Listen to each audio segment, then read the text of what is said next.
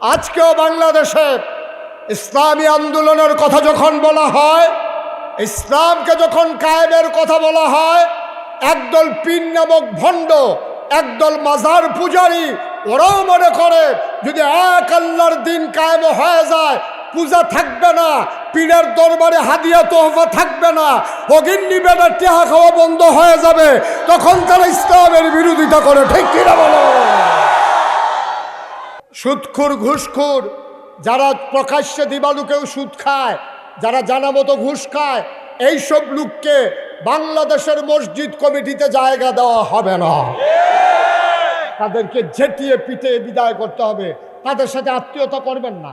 কোনো সুদখোরের কাছে, সুদখোরের মেয়ের কাছে ছেলে বিয়ে করাবেন না। সুদখোরের ছেলের কাছে নিজের মেয়ে বিয়ে দিবেন না। কাম লাগলে মাইয়া ফালবেন, কাম লাগলে হগিন্নি বেডির জিয়েরকে ফুতের কাছে মাইয়ারে বিয়া দিবেন। তারপরও সুদখোরের ঘরে দেবেন না, কারণ যেই মানুষটার শরীরটা সুদের টাকায় গড়া, খোদার কসম এই লোকটা জীবনও জান্নাতের মুখ দেখবে না। ঠিক কি ব্যাপার? সুদখোররে নিয়ে মসজিদের সভাপতি বানায়, সুদখোররে নিয়ে মসজিদের সেক্রেটারি বানায়, ঘুষখোররে নিয়ে কেশিয়ার বানায়। দেখছে যেন ক্যাশ টেহা আছে, মাথাটা গরম হয়ে যায়। আল্লাহ মাফ করুক, সবাই কোন আমিন। এই ব্যাপারে আপোষ করা যাবে না। প্রয়োজনে একটা রিক্সাওয়ালার সভাপতি বানাবেন, যেই রিক্সাওয়ালা যোগ্যতা রাখে ইমাম ছুটিতে গেলে ইমামের জায়গায় দাঁড়াইয়া নামাজ পড়ানো। ঠিক কিনা কম? এইরকম সভাপতি বানাইবেন। আমরা ধনী সভাপতির দরকার নাই। আমরা ধনীর নমুনা দেখছি গেল, আমরা তারা টেহাজে জমাইছে। আরে আমার কষ্ট লাগে রে, এই ফিফরায় 6 মাস লাগাইয়া খানা জমাইছে, কারাই জানি মুড়া দিয়া ফিফরার বাসা ভাঙ্গা লাইছে। আমরা তারও 17 বছর লাগাইয়া টেহা টেহা টেহা জমাইতে জমাইতে জমাইতে জমাইতে ফলাফেন একটা দৌড়ান দিয়া কারো একটা গীতা করলো রে, মালয়েশিয়া, কানাডা, কত জায়গাত নিয়ে টেহা জমাইছ, এই টেহা লইয়া সারা গেছে। এত আনন্দ করার জন্য তুমি টাকা জমাইছ। আমরা হগিন্নি বেরিয়ে হইগ্রা বেড়া এক বিছনাথ ঘুমায়, আর তুমি এত কোটি কোটি টাকা জমাইছ। তাই সরকারের এই বাংলাদেশের জনগণের টাকা তুমি লুণ্ঠন করেছ। এখন বউকো, জামাইকো, কেউ কচুমুড়ার সিফাত, কেউ কলামুড়ার সিফাত, হাতে হুইতাতে মাথার তলে হাত দিয়া, দেখছেন না ছবি? ঠিক কিরকম একটা গজবে ধরছে আপনারে। একবার এবারাই জিজ্ঞানা পুত্রে, তুই 30,000 টাকা বেতন পাস, 35,000 টাকা বাসা ভাড়া দিয়া লাস, এখনো এ লাগে 5,000 বেশি, এরপরে 25,000 টাকা হইল তোর ইংলিশ মিডিয়াম ফুতের এই ভাড়া, এরপরে তোর গাড়ির ড্রাইভারের বেতন, তোর বউ বিলে কিতা করে সাজে, ব্রু প্লাক করে, কিতা বিলে আইলাইনার বাইনালার আস্কারা মাস্কারা লাগাইয়া বিলে বেরিয়ে আনে, তো এইটা করতে বিলে লাগে আবার 10,000। এরপরে তুই দিয়ে আমারে তোরা মারে ফাড়াইলি হজ, ফুতরে আবার খেতরা হজ বছরে বছরে টেয়াবেলিকু।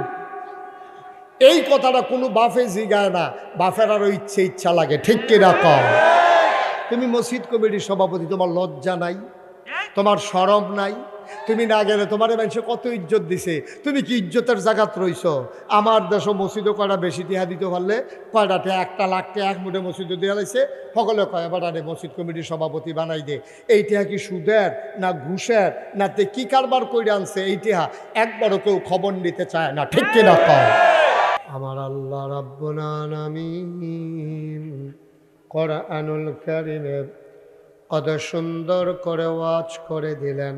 আল্লাহ বলেন, লা ইন শাকারতুম লা আযীদান্নাকুম।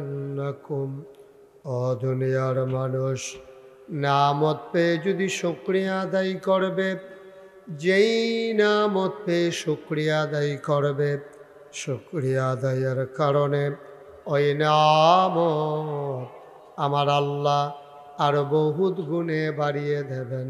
বলেন সুবহানাল্লাহ। আমার আল্লাহ যা বলেন তা করেন নাকি করেন না? কম কম না বেশি বেশি?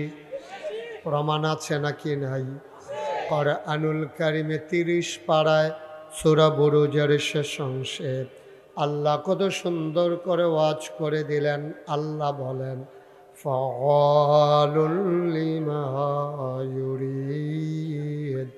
আমার আল্লাহ এমন আল্লাহ, তার যা মন চায় ওই কাজটাকে আমার আল্লাহ বেশি বেশি করে দেন। বলেন সুবহানাল্লাহ। আল্লাহ দুনিয়ার মানুষের মতো না। দুনিয়ার মানুষ বলে একটা করে আরেকটা, ঠিক কিনা? অসুখে পড়লে একরকম, ভালো হয়ে গেলে আরেক রকম, বিপদে পড়লে একরকম, বিপদ দূর হয়ে গেলে আরেক রকম। দুনিয়ার মানুষ নদী পার হওয়ার আগে একরকম, নদী পার হয়ে গেলে আরেক রকম, ঠিক কিনা? আমার আল্লাহ যা বলেন তাই করে দেন। তিনি কখনো ওয়াদা খেলাফ করেন না। তিনি নিজেই নিজের ব্যাপারে ওয়াজ করে দিলেন। আল্লাহ বলেন, ইন্নাকা লা তুখলিফুল মিয়াদ। আমার আল্লাহ এমন আল্লাহ, তিনি কখনো ওয়াদা খেলাফ করেন না। ওয়াদা খেলাফ করা আমার আল্লাহর জন্যে শোভা পায় না। বলেন সুবহানাল্লাহ। যদি সম্ভব হয় কারো সামনে যদি ফাঁকা জায়গা থাকে, দয়া করে একটু আগায়া বসেন। আপনার ভাইকে একটু জায়গা দেন, আল্লাহ জান্নাতে আপনাকে জায়গা দিয়ে দেবেন ইনশাআল্লাহ। যদি সম্ভব হয়, এই যে ভাই আপনার সামনে একটু জায়গা আছে তো আগান। যাদের সামনে এই কথা বলেন না এইভাবে, এই যে কি শুরু করছেন আপনারা, এখানে কথা বলতেছেন কেন? সবাই পড়েন আলহামদুলিল্লাহ। বন্ধুগণ, এটা মোবাইলটা বন্ধ করে পকেটে রাখেন। এটা মোবাইল টিফোনের জায়গা। এটা আল্লাহ তাবারক ওয়া তাআলা এই দুনিয়ার ভিতরে মানুষ করে যখন পাঠালেন, এই মানুষদেরকে জান্নাতে নিয়ে যাওয়ার জন্যে যুগে যুগে নবী এবং রাসূল পাঠিয়েছেন। আখিরি জামানার যিনি নবী, তিনি আপনার আমার নবী, আকায়ে নামদার, তাজদারে মদিনা, মুহাম্মদ মুস্তাফা আহমদ মুজতবা, সৈয়দুল মুরসালিন, খাতামান নবিয়্যিন, রাহমাতুল লিল আলামিন, নবী মুহাম্মদুর রাসূলুল্লাহ সাল্লাল্লাহু আলাইহি ওয়াসাল্লাম। সবাই পড়েন আমিন। এই নবী আপনার আমার নবী। এই নবী যখন দুনিয়াতে এসেছেন, তিনি তিন দল মানুষের দ্বারা দিন কায়েমের পথে, দিন প্রচার প্রসারে তিন দল মানুষের দ্বারা তিনি আক্রান্ত হয়েছেন, বাধাগ্রস্ত হয়েছেন। কয় দল মানুষ?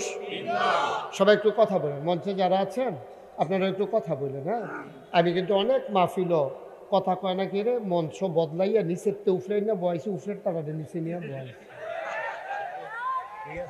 কথা না কইলে আমি কি ওরাম কেন? হ্যাঁ, আমি তো কইছি। রুহুল আমিন বুঝতে পারছেন না বিষয়টা? বিষয়টা খেয়াল করবেন। সবাই কোন আমিন জোরে।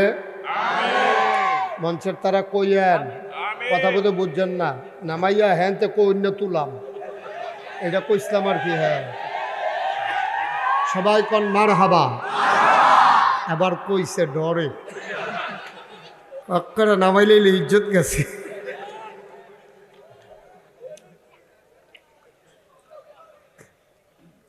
সবাই পড়েন আলহামদুলিল্লাহ। নবীজি যখন দিনের দাও, খুব খেয়াল, আমরা মূল আলোচনা ঢুকে গেছি। আমরা ভূমিকাতে একটা সেকেন্ড সময় কাটাতে চাই না। মূল আলোচনা শুরু। সবাই খেয়াল, খরগোশের মতো কান খাড়া করে, মাছের মতো নিষ্পলক নয়নে কথা শুনতে হবে, একেবারে মনোযোগের সাথে, হৃদয়ের গ্রথিতে হৃদয়ে একেবারে গেঁথে নিতে হবে কথাগুলো। আগামীকাল থেকে যেন আমরা ওই অনুযায়ী আমল করতে পারি। আল্লাহ যেন কবুল করে। সবাই পড়ে না আমিন। নবী যখন দিনের দাওয়াত দেওয়া শুরু করলেন, তিন দল মানুষ দ্বারা নবী বাধাগ্রস্ত হলেন। বাধা দিলেন তিন দল। মনে করেন আপনি নহল চৌমুহনী থেকে মাহফিলে আসবেন, আপনাকে তিন দল বাধা দিছে। এক দল হলো দোকানদার, যা আমরা দোকান হালাইয়া তোমরা এখন ফাইকার এই একটা পড়ানোর দোকানও যাইবা কিতা, তুমি চা খাইলে এখন এ খাইয়া যাও। দোকানদাররা বাধা দিছে তাদের চায়ের স্বার্থে। আরেক দল মানুষ রাস্তার ভিতরে দাঁড়াইছে, আপনি অহন যাবেন ঘুরতে, রাস্তার গদর ফাঁকা হইলে আমার রিক্সা দিয়া যাইবেন। আরেক তারা কয় মাহফিল আমরা এগুলো হইতো না, হ্যাঁ যাওয়ান লাগবে এমন কোনো কথা আছে? এরকম নানান কারণে নানান মানুষে যেমন আপনারা বাধা দেয়, নানানভাবে বুঝাইতে চায়। নবী যখন দিনের দাওয়াত দেওয়া শুরু করছে, তিন দল, কয় দল না? তিন দল মানুষ নবীরে বাধা দিছে। আজকের আলোচনা তিন দল মানুষ কারা, এটা কি সেই যুগেই ছিল নাকি এখনো আছে এটা মিলিয়ে দেখা ইনশাআল্লাহ। ওয়ামা তৌফিকি ইল্লা বিল্লাহ।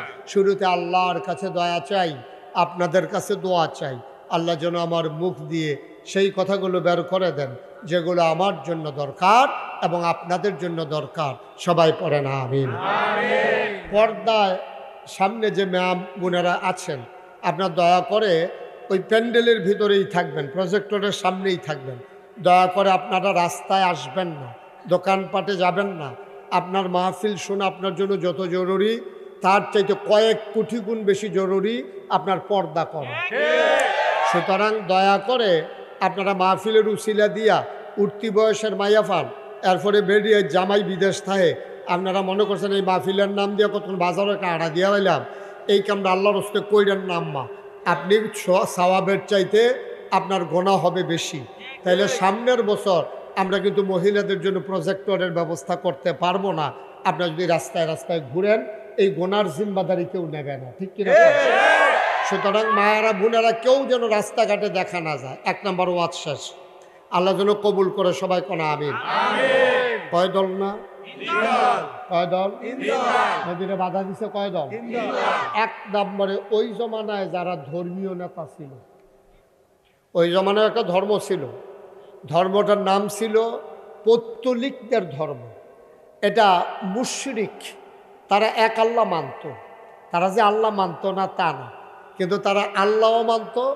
আর তারা চিন্তা করতো একজন আল্লাহ চতুর্দিকে ট্যাকেল দিব কেমনে, এর লেগে আরো কিছু 360টা আরো দেইরা আল্লাহ মানত। সাইড আল্লাহ, সাব কন্ট্রাক্টরের মতো আর কি। আমরা সাইড আল্লাহ মানত 360 জন। এক আল্লাহ মানার পরে 360 জন সাব আল্লাহ, সাব আল্লাহ, এই যে মানে 500 আল্লাহ, মানে কাজের যোগান দেওয়ার জন্য আরো 360 জন তারা মানত। এই জন্য তারা মুশরিক। তারা কি কথা না? তারা কি? তাহলে 1 নম্বরে হলো মুমিন, যারা ইমান এনেছে তাদেরকে কয় মুমিন। যা আরেক দল হইল কাফের, যারা ইমান আনে নাই। 2 দল শেষ। 3 নম্বরে হইল মুনাফিক, যারা মুখে মুখে কয় ইমান আনছে, আসলে তারা ইমান আনছে না। 4 নম্বর হইল মুশরিক, যারা আল্লাহর সাথে অংশ দেয়, শিরক দেয়। তারা এক আল্লাহ বিশ্বাসী না। এক আল্লাহ তো আছে, আরও কিছু আল্লাহ লাগবে।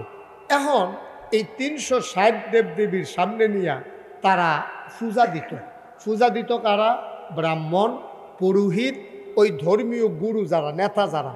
যেমন মনে করেন বর্তমান জমানায় যেমন আছে ইমাম সাহেব, ফির সাহেব, আলেম ওলামা, তারার কাছে আইয়া সেটা দোয়া চাই মানছে। তো সেই সময় দোয়া চাইতো না, তারা ডাইরেক্ট আইয়া কইতো যে হুজুর আমার ফুত হইছে, একটা পূজা দেওয়ান লাগবো, আপনি একটা পূজার ব্যবস্থা করেন। তো তারা তো পুরোহিত, ধর্মীয় গুরু, ব্রাহ্মণ, তো তারা কইতো যে পূজা দিবেন। কয় হ কি এর পূজা? কয় এটা ছেলে হয়েছে। কয় ছেলে না মেয়ে? কয় ছেলে হয়েছে। কয় আর ছেলের পূজাটা একটু খরচ বেশি পড়বো। কই কী রহ? কয় একটা ধুতি, খুব খেয়াল করেন কইলাম, একটা ধুতি লাগবো, একটা গামছা লাগবো, একটা কলার ছড়ি লাগবো, 5 কেজি খাঁটি গাউনের দুধ লাগবো, তারপরে গিয়া 2টা কালা মুরগা লাগবো, একটা ফাড়া লাগবো, এরপরে গিয়া একটা কলস আর ফাইলা, এটি মিলিয়ে ঝিলাইয়া মোটামুটি মাসখানেকের বুঝ তে যেন চলতে পারে। মোটামুটি খাসিটা কাম লাগলে ফিরিজ দর হেবলা আসিল না, কাম লাগলে গুস্ত হুটকি দিয়া লাগবে কেন হাতে, এরকম খাস ফাড়া, তারপরে গিয়ে আপনার ধুতি, লুঙ্গি, তারপরে গামছা, ফাতিলা, কলস, কলার ছড়ি, দুধ, এই দিয়ে একটা আয়োজন তালিকা করে দিত। এইটি লই আইয়েন, পূজা দেওয়ান লাগবে। এখন নবীজি আইয়া যখন কইছে লা ইলাহা ইল্লাল্লাহ, কথা কই যেন লা ইলাহা ইল্লাল্লাহ মুহাম্মাদুর রাসূলুল্লাহ। এখন এটার অর্থ তো সৌদি আরবের তারা বুঝে, আমরা না বুঝছি না। এর লেগে সেলুনের হাতে ওই চুল কাটে আর কয় তোর আর কলমাটা আমি মুখস্থ পারি। কয় কছেন? কয় লা ইলাহা ইল্লাল্লাহ মুহাম্মাদুর রাসূলুল্লাহ। তো তে কি মুসলমান হয়ে গেছে গা? আসলেও তো পারে। বাংলাদেশের অনেক হিন্দু কলমা মুখস্থ পারে, এর মানিতে মুসলমান না। তাইলে ওই জমানায় যখন এই আরবি বুঝতো, তো তারা অহনো তারা আরবি বুঝে, আমরা না আরবি বুঝি না। আমরা আরবি ভাষা বুঝি না বইলা, আমাদের ভাষা না বইলা আমরা সারাদিন লা ইলাহা ইল্লাল্লাহ জিকির করি। লা ইলাহা ইল্লাল্লাহ জিকির করতে আছে, ফিরসা বুজুর আইছে, খানকা তুলছে, জিকির চলতে আছে, এই লা ইলাহা ইল্লাল্লাহ জিকিরও করতে আছে। হ্যানতে বাড়িও সুদে টেহা লাগাইতে আছে, দাড়িও রাখছে, নামাজও ছাড়তে আছে, বেড়াবেড়ি হরদুমসে চলতে আছে। এই কারবার বাংলাদেশও আছে নাকি নাই? যখন নবীজি ১৫০০ বছর আগে কইছে লা ইলাহা ইল্লাল্লাহ, তাদের যারা ধর্মগুরু তারা বুঝ জ্বালাইছে লা ইলাহা ইল্লাল্লাহ কিতা বুঝতি কয় না। লা ইলাহা ইল্লাল্লাহ মানে হইল আমরা যে ৩৬০ দেবদেবী মানো, এই ৩৬০ দেবদেবী বাদ, অহন থেকে এক আল্লাহ। তো এক আল্লাহ মানে কি? এক আল্লাহর আবাদত করতে হবে। তাহলে পূজা দোয়ার নাই, পূজা কি আর আছে? কত পূজা আর আছে? অন্ত এক আল্লাহর আবাদত। এক আল্লাহর আবাদত কিতা নামাজ, এক আল্লাহর আবাদত কিতা রোজা, এক আল্লাহর আবাদত কিতা হজ, এক আল্লাহর আবাদত কিতা যাকাত। ওর নামাজ পড়ানোর সময় কি আরেকবার দুটি কিনা দেওয়ান লাগবো? আরেকবার কি ফাড়া ছাগল দেওয়ান লাগবো? আরে কথা কয় না জুড়ে। আমি নামাজ পড়াম, এর লেগে কি আমি রুহুল আমিন ভাইয়ের একটা লুঙ্গি কিনা দেওয়ান লাগবো? রুহুল আমিন ভাই যদি কয় যে ভাই আপনি যে নামাজ পড়বেন আমার লুঙ্গি না দিলে কইলাম আমি আল্লাহর কাছে কইতাম না আপনার নামাজের কথা, তো আমি আপনি কইবেন কিতে আমার আল্লাহর লোক আমি কথা কয়াম। তো হেতানটি যখন দেখছে যে নবীজি ডাইরেক্ট আল্লাহর লাইন দিয়ে দিছে, যার যার আবাদত তে করবো, ব্রাহ্মণ আর লাগতো না, ছাগল আর লাগতো না, দুতি আর লাগতো না, ফাড়া আর লাগতো না, কলস আর লাগতো না, এরপরে ফাইলে আর লাগতো না, দুধ আর লাগতো না। এটা যখন বুঝ জ্বালাইছে তখনকার ধর্মগুরু যারা তারা চিল্লান দিয়া কয় আরে বাবারে সর্বনাশ, এই ধর্ম কায়ে বললে দুনিয়ার ভিতরে গজব হইয়া যাইব গা। দুনিয়াত গজব হইতো না, তোমার কামাইত গজব হইয়া যাইব।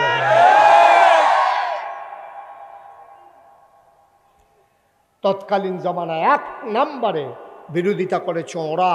ওরা দেখেছে পূজা বন্ধ হইলে কলা শেষ, খেয়াল করেন, পূজা বন্ধ হইলে ফাড়া শেষ, পূজা বন্ধ হইলে দুধ শেষ, পূজা বন্ধ হইলে ধুতি শেষ, পূজা বন্ধ হইলে গামছা শেষ, পূজা বন্ধ হইলে কামাই শেষ। আজকে বাংলাদেশেও ওই তৎকালীন আয় ছেলে আয় ছেলে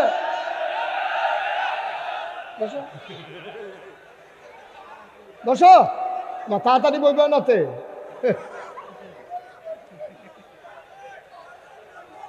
ওয়াজটা শুরু করছি না, তাই মনে করছে অন্য হুজুর ভাবতে পারছে না। সিফা দিয়া বইয়া তো ওমা তো এটা করে গেলে কি তারে চুপ করে বসে থাকো, বেয়াদবি করছো আবার আবার এটা হাসাহাসি করো। আমিন কর। এখন এখন তৎকালীন আমলে তাহলে এক নম্বরে ও যারা ধর্মের পূজারী তার আরো খুশি না হওয়ার কথা। এই কথা কাটা খুশি হওয়ার কথা না বেজার হওয়ার কথা? যে ধর্মের একজন মহাপ্রচারক আইছে, একজন বিশ্বনবী আইছে, তারা আরো খুশি হওয়ার কথা। খুশি না হইয়া তারা আরো বিরোধিতা করে। কেরে বিরোধিতা করে? কয় দেখছে যে ইসলাম কায়ে বলে তাদের পূজা বন্ধ। পূজা বন্ধ মানে কামাই বন্ধ। আজকেও বাংলাদেশে ইসলামী আন্দোলনের কথা যখন বলা হয়, ইসলামকে যখন কায়েমের কথা বলা হয়, একদল পীর নামক ভণ্ড, একদল মাজার পূজারী, ওরাও মনে করে যদি এক আল্লাহর দিন কায়েম হয়ে যায়, পূজা থাকবে না, পীরের দরবারে হাদিয়া তোহফা থাকবে না, অগিন্নি বেটার টেহা খাওয়া বন্ধ হয়ে যাবে, তখন তারা ইসলামের বিরোধিতা করে। ঠিক কিনা বলো?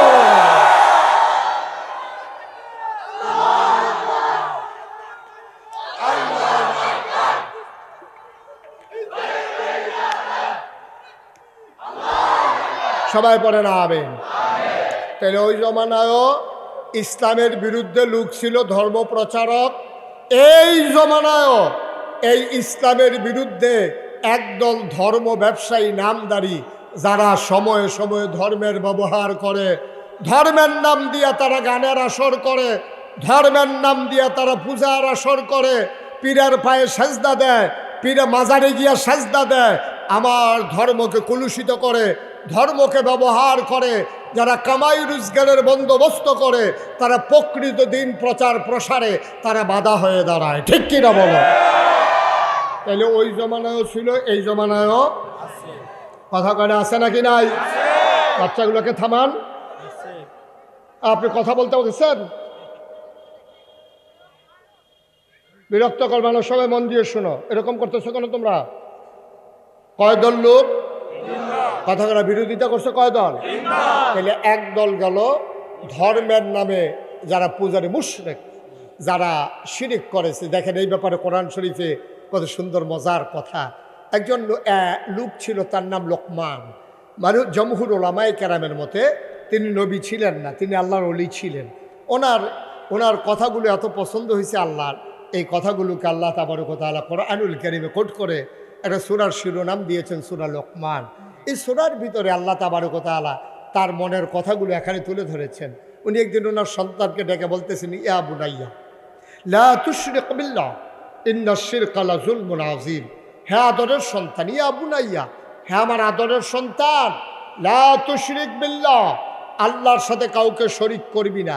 ইন্নাশ শিরকা লাযুলমুন আযীম, শিরক হলো সবচেয়ে বড় গুনাহ, সাবধান, এই কাজটা তুই করবি না। ছেলেকে ডাক দিয়া বলতেছে, বাবা আমরাও তো বাবা, আমারও তো দুইটা ছেলে আছে, আপনারা যারা এখানে আছেন আপনাদেরও সন্তান আছে, মাঠে যারা আছেন তাদেরও অনেকের সন্তান আছে, অনেকের সন্তান হবে। কিন্তু আফসুস কি জানেন, আমরা সন্তানকে অনেক কথা বলি, কেমনে জায়গা জমি চাষ করবে, কেমনে জমিন কিনা লাগবে, কেমনে কি করতে হবে, মরার আগে সব বলে যায়, কিন্তু এক আল্লাহর কথা বলে যাইতে মনে থাকে না। ঠিক কিনা কম?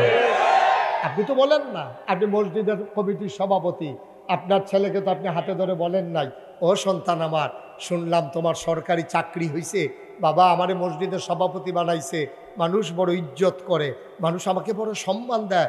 বাপ সাবধান সাবধান, আমার সন্তান তুমি, আমি মসজিদ কমিটির সভাপতি, সরকারি চাকরি হয়েছে ভালো কথা, বেতন যা পাও তাই দিয়া চলবা, খুব সাবধান, আমার ঘরে যেন একটা ঘুষের টাকাও না আসে, তোমার ঘরে যেন না যায়। এই কথা বলে বাবা যদি সন্তানের হাতে ধরে চোখের পানি ছেড়ে দিত, তাইলে এই সন্তান বারবার বাবার অশ্রু মাখা চোখটা, ওই নজরটা মনে পড়তো, সে আর ঘুষ খাইতে পারতো না।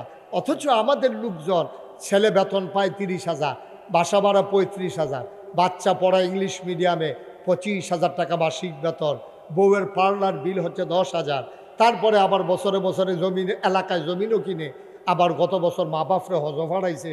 একবার এবারাই জিজ্ঞানা পুত্রে, তুই 30,000 টাকা বেতন পাস, 35,000 টাকা বাসা ভাড়া দিয়া লাস, এখনও এ লাগে 5,000 বেশি, এরপরে 25,000 টাকা হইল তোর ইংলিশ মিডিয়াম ফুতের এই ভাড়া, এরপরে তোর গাড়ির ড্রাইভারের বেতন, তোর বউ বিলে কিতা করে সাজে, ব্রু প্লাক করে, কিতা বিলে আইলাইনার মাইনালার আস্কারা মাস্কারা লাগাইয়া বিলে বেরিয়ে আনে, তো এইটা করতে বিলে লাগে আবার 10,000, এরপরে তুই দিয়ে আমারে তোরা মারও ফাড়াইলি হজ, ফুতরে আবার খেতরা হজ বছরে বছরে টেয়াবেলিকু। এই কথাটা কোনো বাফে জিগায় না, বাফের আরও ইচ্ছা লাগে। ঠিক কিনা কম? তুমি মসজিদ কমিটির সভাপতি, তোমার লজ্জা নাই, তোমার শরম নাই? তুমি না গেলে তোমার মানুষে কত ইজ্জত দিছে, তুমি কি ইজ্জতের জায়গাত রইছ? আমার দেশও মসজিদও কয়টা বেশি টিহা দিতে পারলে, কয়টাতে 1 লাখ টাকা এক মুঠে মসজিদও দেওয়া লাগছে, সকলে কয় এবার মসজিদ কমিটির সভাপতি বানাই দে। এই টিহা কি সুদের না ঘুষের না তে কি কারবার করে আনছে, এই টিহা একবারও কেউ খবর নিতে চায় না। ঠিক কিনা কম? আজকে সিদ্ধান্ত নিতে হবে, সুদখোর ঘুষখোর, যারা প্রকাশ্যে দিবালুকেও সুদ খায়, যারা জানা মতো ঘুষ খায়, এইসব লোককে বাংলাদেশের মসজিদ কমিটিতে জায়গা দেওয়া হবে না। তাদেরকে ঝেঁটিয়ে পিটিয়ে বিদায় করতে হবে। তাদের সাথে আত্মীয়তা করবেন না।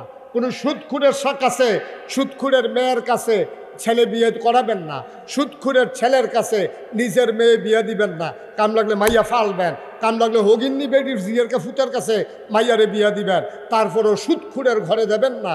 কারণ যেই মানুষটার শরীরটা সুদের টাকায় গড়া, খোদার কসম এই লোকটা জীবনেও জান্নাতের মুখ দেখবে না। ঠিক কিনা? সুদখুররে নিয়ে মসজিদের সভাপতি বানায়, সুদখুররে নিয়ে মসজিদের সেক্রেটারি বানায়, ঘুষখুররে নিয়ে কেশিয়ার বানায়, দেখছে যে এখন ক্যাশ টেহা আছে, মাথাটা গরম হয়ে যায়। আল্লাহ মাফ করুক, সবাই কোন আবেন। এই ব্যাপারে আপোষ করা যাবে না। প্রয়োজনে একটা রিক্সাওয়ালারও সভাপতি বানাবেন, যেই রিক্সাওয়ালা যোগ্যতা রাখে ইমাম ছুটিতে গেলে ইমামের জায়গায় দাঁড়াইয়া নামাজ পড়ানো। ঠিক কিনা কম?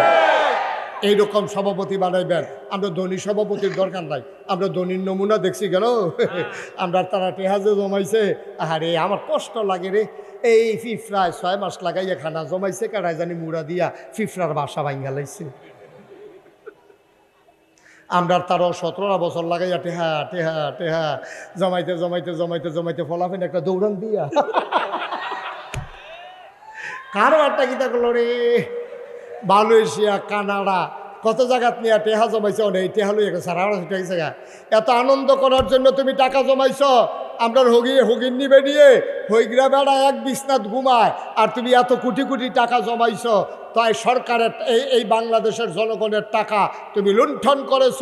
এখন বউকো জামাইকো, কেউ কচুমুড়ার সিফাত, কেউ কলামুড়ার সিফাত, হ্যাঁ তো হুইতা তাই মাথার তলে হাত দিয়া দেখছেন না ছবি দিয়া, ঠিক কিরকম একটা গজবে ধরছে আপনারে। আল্লাহ যেন হেফাজত করে সবাই করা আমিন। কয় দল মানুষ কথা কেনা, কয় দল? তাহলে এক নাম্বারে গেল ওই জমানায় যারা ধর্মগুরু ছিল, বিধানের নাম হচ্ছে জাকাত। তারা শুনেছে যে হালাল কামাই থেকে নেশাব পরিমাণ মাল হয়ে গেলে শতকরা 2.5 টাকা হারে জাকাত দিতে হয় সরকারের তহবিলে।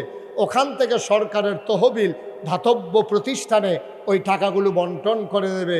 যারা অসহায়, যারা নিঃস্ব, তাদের মাঝে বিলি করে দেবে। যারা হাই প্রেশার তারা তো রক্ত বার করবো সিরিজ দিয়ে টাইম না, আর যারা লো প্রেশার সেই রক্ত তারা শরীরের ভিতরে ঢুকাই দিব। সুবহানাল্লাহ কয় না? কথাটা বুঝেন নাই?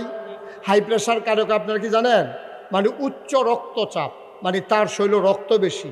এখন হাই প্রেশারের রক্ত শৈল যে রক্ত এমনি বেশি, এর লেগে তারা হাই প্রেশার কয়।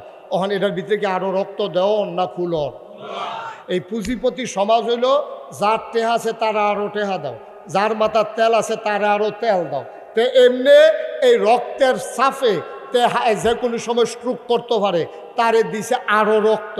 আর যে তার শরীরে রক্ত নাই, শূন্য হয়ে গেছে,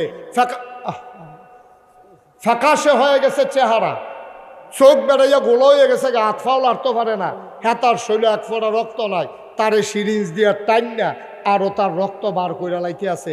এটা হইল পুঁজিপতি সমাজ। আর ইসলামের সমাজ হইল যার গাও বেশি রক্ত, অর্থাৎ যার বেশি টাকা তার থেকে শতকরা 2.5 টাকা হারে বের করে নাও। যার টাকা নাই এই টাকাগুলো সমপরিমাণে আবার বন্টন করে দাও, আগামী বছর যেন তে নিজেই আবার শতকরা 2.5 টাকা দিতে পারে। এখন আবুল আহাব ছিল সুদের কারবারি, তে ছিল সবচেয়ে বড় সুদখোর, নবীর আফন চাচা। হেতে চিন্তা করলো মোহাম্মদের ইসলাম যদি কায়েম হয় তা আমার ক্যাশ টেহাডি রে, ক্যাশ টেহাদি আমার টাইন্ডা টাইন্ডা বার করে আলেব, জমান্যা টেহাডি কাম লাগলে টেহা যাও, খেলা সুন্দর হোক। হেতে ঘোষণা দিছে মোহাম্মদের ইসলাম আটকাও, আমার টাকা বাঁচাও, টাকা লাগলে টাকা নাও। নাউজুবিল্লাহ বলবেন না? আজও বাংলাদেশে যারা পুঁজিপতি, বৈধ নানানভাবে যারা টাকা কামাই করে, বিভিন্ন শিল্প প্রতিষ্ঠানের মালিক হয়েছে, আজকে আমার যুব সমাজকে ধ্বংস করার জন্যে ওই বড় বড় শিল্প কারখানার মালিক যারা, মেক্সিমকো বলো, প্রাণ আরএফএল বলো, তারপরে সিটি গ্রুপ বলো, ম্যাগনা গ্রুপ বলো, ওরা দেখবা 31st নাইটের নামে টিএসসিতে ওপেন এয়ার কনসার্ট দেয়। আমার ছেলে মেয়েগুলো উত্তম নৃত্যে তারা পাগল হয়ে যায়, তারা নেশা করে, তারা মদ পান করে। এই দেশটার ভিতরে রাজধানীতে, খোদ রাজধানীতে শতকরা 92 জন মুসলমানের দেশে আমার এই বড় বড় কোম্পানি টাকা দিয়া তারা স্পন্সর করে, ওপেন এয়ার কনসার্ট করে। পহেলা বৈশাখ, তারপরে আপনার বিজয় মেলা, এই 16ই ডিসেম্বর, 31st নাইট, 26শে মার্চ, তারপরে 14ই ফেব্রুয়ারি, ভ্যালেন্টাইন্স ডে, এইগুলা কইরা কইরা আমার যুব সমাজকে তারা ধ্বংস করতে চায়। অথচ এই বড় বড় কোম্পানিগুলো সারা বাংলাদেশে একটা তাফসীর মাহফিলও তারা স্পন্সর করে না, ঠিক কিনা বলেন? আপনি একটা গ্রুপ, প্রাণ গ্রুপে গিয়ে বলেন যে আমরা মুরাদনগরে বড় করে একটা মাহফিল করব, আপনারা এই টাকাটা দিয়ে দেন, দেবে না। যদি গিয়া কোন যে আমরা একটা মেলা করাম, একটা ভাই কি শুরু করলেন আপনারা এখানে? যদি বলে যে আমরা মেলা করব, এখন মেলা করুণার সময় দেখবেন যে টেহাদে অন্য আছে, গানের শিল্পী আনবো, একটা ফাল দিয়া কয় এই শিল্পীটারে আনতে পারলে যা লাগে আমি দেন। কিন্তু একটা মানুষ পাওয়া যায় না যে ওই বক্তাটারে আনতে পারলে যা লাগে আমি দেব। এই কথা বলার লোকের বাংলাদেশে এখনো বড় অভাব, ঠিক কিনা? কারণ কি? কারণ কি? কারণ হচ্ছে ওই 1500 বছর আগে ওরাই নবীর বিরোধিতা করেছিল টাকাওয়ালা মানুষগুলো। এখন ওই টাকাওয়ালা মানুষগুলো ইসলামের বিরোধিতা করে।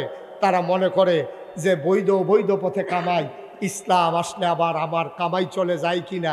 এই জন্য এখনও ওরা বড় বড় শিল্প কারখানাগুলো তারা শ্রমিকের টাকা মারে। ন্যায্য মজুরি দিতে চায় না, তারা কখনোই কোরআনের মাহফিলে স্পন্সর করে না, তারা স্পন্সর করে ওপেন এয়ার কনসার্টে। এইভাবে তৎকালীন জমানায় 2 নম্বরে টাকাওয়ালারা বিরোধিতা করেছে, ঠিক কিনা বলে। 3 নম্বর, আল্লাহর নবীর যারা বিরোধিতা করেছে, 3 নম্বরে ওই মানুষগুলো, যেই মানুষগুলো তৎকালীন সমাজে সমাজ পরিচালনা করত, যারা সমাজপতি ছিল, ওরা তৎকালীন জামানায় আল্লাহর নবীর বিরোধিতা করেছে। তারা চিন্তা করে দেখেছে মুহাম্মাদের চরিত্র বড় নিষ্কলুষ, তার চরিত্রের ভিতরে কোনো কালিমা নাই। এই মক্কার কাফেরগুলো আমার নবীর নাম দিছে আল আমিন, তারা আমার নবীর নাম দিয়েছে সাদেক। তারা বলেছে নবী সত্যবাদী। এই সত্যবাদী কিন্তু আমরা নহলের মানুষ বলি নাই, আমরা বাংলাদেশের মানুষ বলি নাই, আমরা মুসলমান বলি নাই। আমার নবীকে সত্যবাদী বলেছে তৎকালীন জামানার কাফেরেরা, ঠিক কিনা? আমরা কি ওই সময় ছিলাম? আমার কথা কেন, আমরা ছিলাম ওই সময়? একটা মুসলমানও নবীজিকে আলামিন বলে না। আলামিন বলেছে কাফেরেরা, সাদেক বলেছে কাফেরেরা। তারা নবীর কাছে নিয়ে মালসামানা জমা রাখছে, বিশ্বাস করছে, নেতা মানছে আবু জেহেল রে, কিন্তু নেতা মানছে আবু জেহেল রে, টেহানিয়া জমা রাখে নবীজির কাছে। সুবহানাল্লাহ কইতেন না? তো মাইনসি আবার জিজ্ঞাসা, ও তুমি দেখ তোমরা যদি মোহাম্মদ রে মানো না, তো এবারের কাছে নিয়ে টেহা জমা রাখো কিতা? কাউ মানি আর না মানি, এবারের কাছে যেই নোটটা দেয় এই নোটটায় থাকে, নোটটাও বদলায় না। এবারে একটা টাকার আমানতের খেয়ানত করে না, তিনি আমানতদার, তিনি পরহেজগার, এই জন্য ওনার কাছে নিয়ে আমরা রাখি। এই কথাটা কইলাম ১,৫০০, খুব খেয়াল করেন, সিহন কথা তো আমরা এ পড়ছি। ১,৫০০ বছর আগে নবীজিরে আল আমিন সাদেক এই উপাধিটি দিছে মুসলমানে না কাফেরে? আমার কথা করে, মুসলমান না কাফের? এখন যখন ৪০ বছর বয়স নবীর পূর্ণ হয়েছে, নবুয়তের ঘোষণা যখন নবীজির কাছে আসছে, নবীজিকে জিবরাইল এসে সালাম দিলেন। সবাই আমার সাথে পড়েন, আসসালাতু ওয়াসসালামু আলাইকা ইয়া রাসূলুল্লাহ, আসসালাতু ওয়াসসালামু আলাইকা ইয়া হাবিবাল্লাহ, আসসালাতু ওয়াসসালামু আলাইকা ইয়া রাহমাতাল লিল আলামিন, আসসালাতু ওয়াসসালামু আলাইকা ইয়া শাফিআল মুজনুবিন। বলেন সুবহানাল্লাহ। নবীকে জিবরাইল সালাম দিলেন। আল্লাহ নবী ডাক দেয়া কয়, তুমি কে? চিনলাম না। কয়, আমার নাম জিবরাইল, আল্লাহ পাঠিয়েছেন। কয়, কেন পাঠিয়েছেন? একটা ঘোষণা দেওয়ার জন্যে। কই কি ঘোষণা বলো? কয়, ঘোষণা কিচ্ছু না, আপনার পরিচয় ছিল এতদিন মোহাম্মদ ইবনে আব্দুল্লাহ, আপনি ছিলেন আব্দুল্লাহর ছেলে মোহাম্মদ, এই নামে আপনাকে সবাই চিনত। আমি আপনার জন্যে নতুন একটা ঘোষণা নিয়ে এসেছি। কয়, কি ঘোষণা এনেছেন?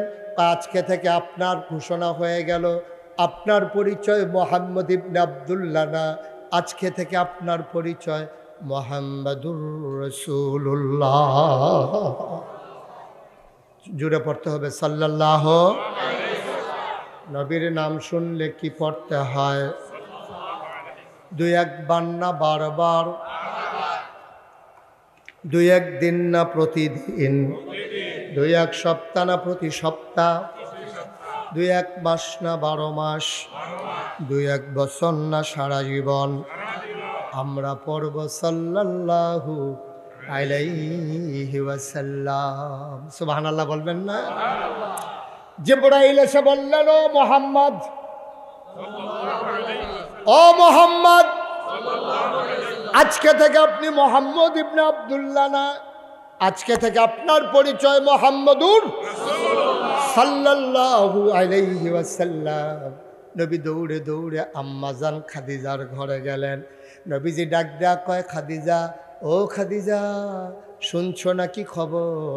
কয়, খবর শুনবো পরে। আপনার চোখগুলো কেন বড় বড়, গাল কেন লাল, আপনার শরীর কেন কম্পমান, আপনি কি কোনো ভয় পেয়েছেন? আল্লাহর নবী কয়, হ ভয় পেয়েছি। কে আপনাকে ভয় দেখালো? আল্লাহর নবী কয়, কেউ ভয় দেখায় নাই। মক্কার কোনো মানুষ আমারে ভয় দেখায় নাই, তাইলে আপনারে কে ভয় দেখাইল? নবীজি চোখের পানি ছেড়ে দিয়ে কয়, খাদিজা, আল্লাহর ফেরেশতা জিবরাইল এসেছিল হেরা গুহায়, উনি আমারে ডেকে কয় আমি নাকি মোহাম্মদ ইবনে আব্দুল্লাহ না, আমার পরিচয় নাকি মোহাম্মদুর রাসূলুল্লাহ। খাদিজা কয়, আপনি যদি মোহাম্মদুর রাসূলুল্লাহ হন তাইলে সাক্ষী থাকেন আপনি, আপনার হাতটা একটু বাড়াই দেন। আল্লাহর নবী হাত বাড়িয়ে দিলেন, আম্মা জান খাদিজা হাতটা নিয়ে চুমু খাইলেন, ডাক দেয়া কয়, নবী গো, ও নবী, আপনি সাক্ষী থাকেন, আপনি যদি হন আল্লাহর নবী, আমি খাদিজা আপনার প্রথম অনুসারী, আমি খাদিজা আপনার প্রথম উম্মত, আমি আপনার আমি প্রথম উম্মত হয়ে গেলাম। আল্লাহর নবী চমকে উঠলেন, থমকে দাঁড়ালেন, আশ্চর্যান্বিত হয়ে গেলেন। ও খাদিজা, একবার জানতে চাইলা না কে বানাইলো নবী? কবে থেকে আমি নবী? কার জন্য নবী? কতদিনের নবী? কোন এলাকার নবী? কোনো কিছু জিজ্ঞেস করলা না, তুমি বলতেছ তুমি নাকি আমার উম্মত, তুমি বুঝলা কেমনে আমি যে নবী? এবার আম্মাজান খাদিজা মুচকি হেসে কয়, এই দিনটার অপেক্ষায় ছিলাম। 25 বছর বয়সে সিরিয়াতে যখন আপনারে ব্যবসার কাজে পাঠাইছিলাম, তখন আমার গোলাম এসে খবর দিয়েছে আপনি সাধারণ কোনো মানুষ না। জিজ্ঞেস করেছিলাম মানুষটা কেমন, কয় মানুষটা কেমন বলতে পারবো না, তবে মরুভূমির উপর দিয়ে মানুষটা যখন হেঁটে গিয়েছে আমরা দেখেছি এবড়ো থেবড়ো পাথরের উপর দিয়া মোহাম্মদ হেঁটে যায়, কোনো ব্যথা পায় না। আমরা চিন্তায় পড়ে যেতাম উনি কি কোনো ব্যথা পায় না। আমরা তালাশ করার জন্য নবীর পিছনে পিছনে দৌড় দিতাম, ওই শক্ত পাথর হাতে নিয়ে দেখতাম নবীর কদম মোবারকে যে পাথরটা পড়েছে, নবীর সম্মানে শক্ত পাথর তুলার মতো নরম হয়ে গেছে।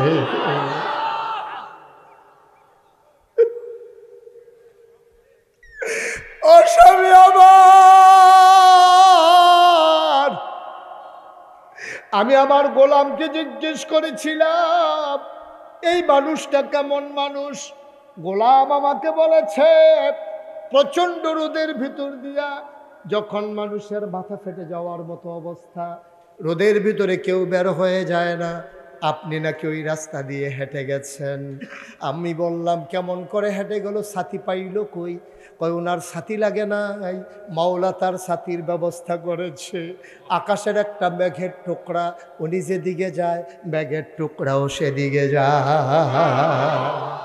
সেই দিন আমি বুঝেছি আপনি সাধারণ কোনো মানুষ না, নিশ্চয়ই আপনার একটা ঘোষণা আসবে।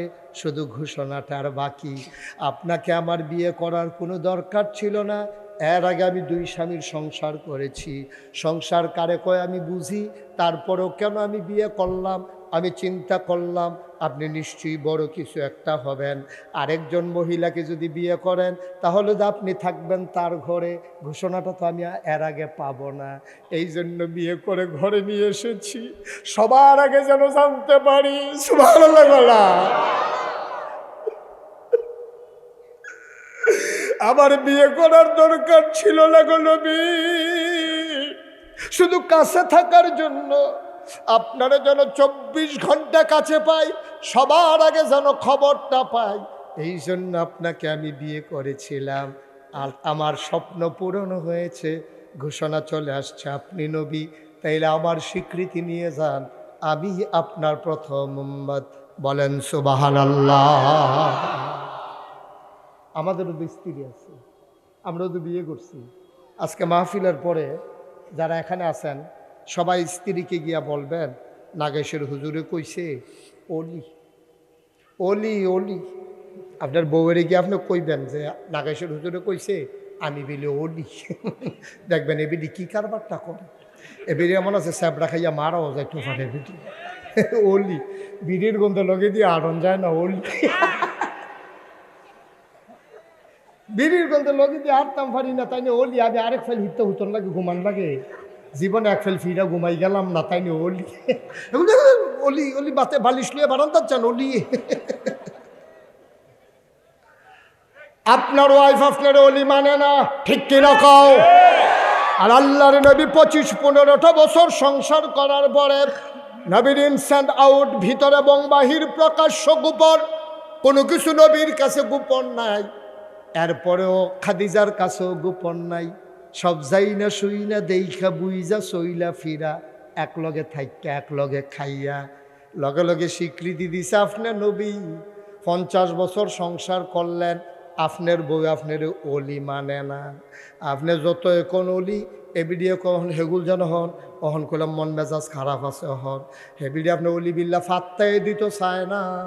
আর নবীজিরে 15 বছর সংসার করার পরে নবীজির স্ত্রী কয় আপনি অবশ্যই নবী। পার্থক্য আছে নাকি নাই?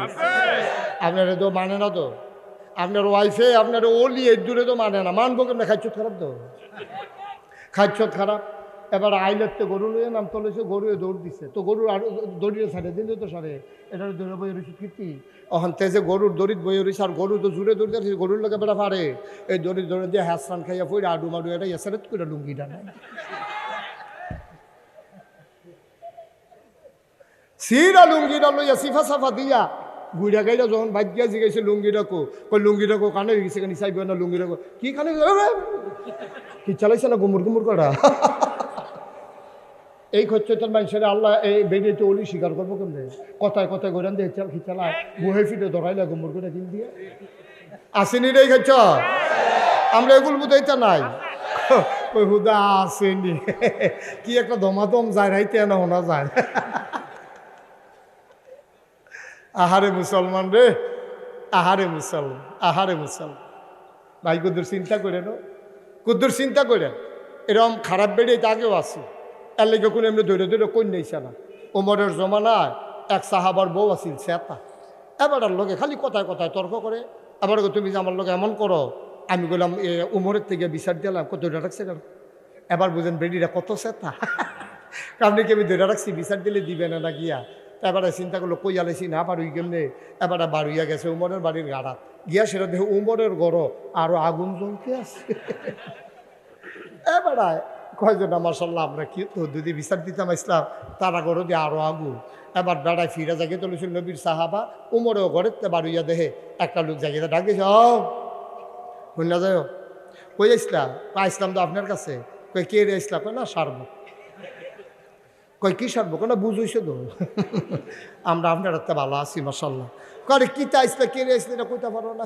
না ইসলাম বউয়ের ব্যাপারে বিচার দিতাম, আইয়া দেখি যে আমরা করো রোজ, আপনারা করো আগুন। আমার তো বইয়েছে গিতেছে কি আর বিচার দাম গেছে গিতেছি, ভালো আছি অনেক, ঘর গিয়ে মিল দিয়ালাম চিন্তা করছি। ডাক দিয়া যখন জিগাইছেন কথাটা কইয়ে যাই, আমার দি মন্ডায় কয় বউয়ে যখন বাড়াবাড়ি করে মারতাম, মন্ডায় কয় আপনি উমরের কি রাগ হয় না? আপনার ওয়াইফ আপনার লগে যেমনি কথা কয় আপনার সেট উড়ে না? কয় সেট দৌড়ে মাঝে মাঝে তো নিয়ত কইরালাই। কয় নিয়ত পরে ভাঙেন কেমনে? নিয়ত কইরা সেটা নিয়তটা পরে কেমনে ভাঙেন? কয় চিন্তা কইরা দেখলাম এই বেডিটারে কোনো আমি চিনতাম না, এই মহিলারাও আমারে চিনত না। কেমনে কেমনে বিয়ার পয়গাম গেছে, 3 বার মাত্র আমি কবুল কইছি, বেডিয়ে কবুল কইছে। আমি তো কিচ্ছু সারণ লাগছে না রে। আমার ওয়াইফ বিয়া বওয়ার কারণে তার বাড়ি ছাড়ছে, তার ঘর ছাড়ছে, তার আব্বা ছাড়ছে, তার আম্মা ছাড়ছে। যেই বালিশটাত মাথা রাখা ঘুমাইতো, বালিশটাও বাপের বাইতে রাখাইছে। যেই বান্ধবীরারে লইয়া খেলতো, বান্ধবীরারও কাউরে আনতে পারে নাই। যেই বাসুন্ডার মধ্যে বইয়া খাইতো, বাসুন্ডাও ফালাই দিয়ে আইছে। এই মহিলাটা আমার সাথে কবুল করার কারণে আব্বা ছাড়লো, আম্মা ছাড়লো, বাড়ি ছাড়লো, ঘরে ছাড়লো, ভাই ছাড়লো, বোন ছাড়লো, মাথার বালিশ ফালাইলো, খাবারের প্লেট ছাড়লো, বান্ধবীদেরকে ফালাইলো। যেই মহিলারা 3 বার কবুল করার কারণে সব কিছু ছাইরা আমার লগে আইলো, আমি বুঝি এবিডির দিকে তাকাইয়া মনের জিদ্রা একটু ছাড়তে পারি না। এই জন্য রাগ দেখাইলো, আমি আর রাগ দেখাই না, নিয়ত করে লাইছি বেডিরা আমার লাগে অনেক করছে রে, আমার ঘরটারে নিজের ঘর বানাই লাইছে, আমার দ্বারা এটা সম্ভব না রে ভাই। ও মুসলমান, এই 3 দল মানুষ নবীর বিরোধিতা করলো। আজও 3 দল মানুষ ইসলাম কায়েমের পথে বাধা হয়ে দাঁড়ায়। আজও 3 দল মানুষ এই ইসলাম কায়েমের পথে বাধা হয়ে দাঁড়ায়। বাংলাদেশে বুদ্ধিজীবী নামের একদল লোক কলঙ্ক, তারা আগের সরকারের আমলেও এই কারবার করছে। অহনো তারা দেখবেন কায়দা কইরা তারা কথা কয়, প্যাকেট কইরা কইরা ধরন যায় না। আমরা তারা তো আটকা কই এলায় দেখিয়া ধরা ফইরা যাই গায়। তারা বড় বুদ্ধি খাড়াইয়া খাড়াইয়া কথা কয়। তারা ভাত খায় বাংলাদেশও, কুলি হালায় গিয়া ইন্ডিয়া। বুদ্ধিজীবী নামের কলঙ্ক এই অসভ্যের দলে আমি খেয়াল করে দেখি সব সময়। এই স্বাধীনতার 53 বছর অতিবাহিত হয়ে 54 বছরে পরে গেল, আমরা খেয়াল করে দেখলাম এই বুদ্ধিজীবী নামের যারা কলঙ্ক তারা সব সময় কথা বলতে গেলেই ইসলামের বিরুদ্ধে কথা বলে, ঠিক কিনা বলে? তারা কথা বলতে গেলেই আলেম ওলামার বিরুদ্ধে কথা বলে, তারা কথা বলতে গেলেই মসজিদ মাদ্রাসার বিরুদ্ধে কথা বলে। আমি বলেছি এই শীততাপ নিয়ন্ত্রিত কক্ষে বসে আর বুদ্ধিজীবীর নমুনা দেখলে আপনি খেয়াল, আমি তো আবার সব কিছু খেয়াল করার লাগে, বুদ্ধিজীবী তো আপনি অত খেয়াল করেন না সব, আমি আবার খেয়াল করি। এটি যে বাংলাদেশে যত বুদ্ধিজীবী আছে দেখুন সবটির তালুকা চলা, একটা তো চুল নেই। আমি অনেক গবেষণা করলাম, বললাম ভাই যে এই বুদ্ধির লোকের চুলেরও তো শত্রু থাকে রে, যে বুদ্ধি থাকলে চুল তখন যেত না, কারণ ডাকিতা। আমি অনেক গবেষণা, অনেক কিতাবও বিচারছি, পাই না, গুগলে সার্চ দিছি দেখি আইয়া না। পরে শেষ পর্যন্ত আমি গবেষণা করে নিজে নিজে বার করলাম, আমার মনে হয় বুদ্ধি গুতাইয়া এই অসভ্যের চুল বেলায় আলগা করে লাগছে কেন, ঠিক কিনা কও? কথা কইতে লইলে ইসলামের বিরুদ্ধে কথা আইয়া পড়ে, কথা কইতে লইলে আলেম ওলামার বিরুদ্ধে কথা কয়। এইটি যে শুধু ঢাকাতে আছে, এলাকাত নাই তা না, এলাকার ভিতরেও দেখবা কর্তৃ আছে। ইমাম সাহেবরা দেখলে মস্কারা করে, শরীরটা দেখলে মনে হয় চুলখানি উঠতেছে গেতা। আসেনি রে এই কারবা? খেলাধুয়ার কম খেলছো না, অনেক খেলছো। ইমাম সাহেবরা দেখলে টিটকারি, কি হুজুর খাইয়াইছেন না, গিয়া খাইবে? হুজুরে খাইয়াইছে না, গিয়া খাইবে? তোর দরকার কি? তুই তো হগিন্দি বেড়িয়ে বিখ্যাত তুই হুজুরের খবর লস কি, ঠিক কিনা কও? হুজুরে খাইয়াইছে না, গিয়া খাইব তারে, জি গাইব তারে। তুই বেড়া হগিন্দি বেড়িয়ে বিখ্যাত চা, তুই মসজিদে টেহা দি, তুই নিলে সিফা দিয়া টেহা লইয়া বইয়া থাহস, তোরে চিনি না আমরা। টেহাই বেড়াইয়া কান্দে তার দুঃখে। কথা যেটা মনে পড়ছে এটা কি কইলে তা কইলে আর আইনা নাই হল বলা। মসজিদে হুজুরে টেহা তুলে তে কাঁচা ফাস্টিকা নুটটারে ফকেটে মুট করে ধরে লইয়া হাতে ফকেটটা হাতে লইয়া বইয়া রয়েছে, ধুম ধরে বইয়া রয়েছে। হুজুরে ওয়াজ করতে পারবো, টেহা দিতাম না। পয়সা আপনি কাঁচা টেহা মুডের ভিতরে লইয়া রাখলে কতক্ষণ পরে দেখবেন এটা গাম দিয়ালা দেয়নিও। তে খালি কুদির পরে পরে চাই টেহারা আসেনি। হুজুরে যেমনি কালেকশন করতেছে, এটা ফকেটও থাকলে হাত করে ফাল দিয়া ব্যাগ গেল গল, এর লেগে এটাতে মুট করে লইয়া বইয়া রয়েছে। কতক্ষণ পরে পরে ছায়া আসেনি, কতক্ষণ পরে দেখে যে গাই মৌডে তে টেহার লগে কথা কয়, কান্তা পারবা, কান্তা পারবা, মসজিদও দিতাম না। আসিনি রে, অসুবিধা আছে রে। তো তুই হিসাব লো, হুজুরে খাইয়াইছে না, গিয়া খাইব? তুই কি হিতাকাঙ্ক্ষী হুজুরের, তুই হুজুরে বড় পেয়ার কাটতে হোক, অসভ্য কহে। তুই হুজুরে মহব্বত করস, তুই জীবনে হগিন্দি বেটিতে বিখ্যাত হচ্ছে, হুজুরের জীবনে মসজিদের চান্দা যাচ্ছ 6 বছরের চান্দাবাহী, তুই পয়সা টিপ দিয়ে ধরে রহস। তুই হুজুরে জিজ্ঞাস খাইয়াইছে না, গিয়া খাইব? হুজুরে খাইয়াইছে না, গিয়া খাইব, তোর দরকার কি? আবার হুজুরের শরীরে যদি কুতুর মড হয়, আবার আমরা তারা টিটকারে বেড়ে, কি হুজুর দরজা দিয়ে ঢুকেননি? হুজুরে দরজা দিয়ে ঢুক বানাইলে, বেড়া কাটটা ঢুক বানাইলে, উফরি দিয়ে টিন খুললে দুপুরিয়ে পড়বো, তোর সমস্যা কিতা? আসিনি অসভ্য, অনেক করেছো তোমরা। তামাশার শেষ আছে, সব কিছুর একটা শেষ আছে। কোরআনের হাদিসের কথাগুলো আমার আলেম যখন বলেছে মিম্বারে বসে, তোমরা আমার ইমামের চাকরি খেয়ে ফেলেছো, ঠিক কিনা বলো? তোমরা কম করো নাই। আমার আলেমগুলো যখন কোরআনের কথা বলেছে কোরআনের মঞ্চে, তোমরা জোর জবরদস্তি করে আমার আলেমগুলোকে বেজ্জতি করে তোমরা মঞ্চ থেকে নামিয়ে দিয়েছো। আমি বলেছি যা হবার হয়েছে, এনাফ ইজ এনাফ, আর পারবে না, বাধা আসবে তো লড়াই হবে, ঠিক কিনা বলো?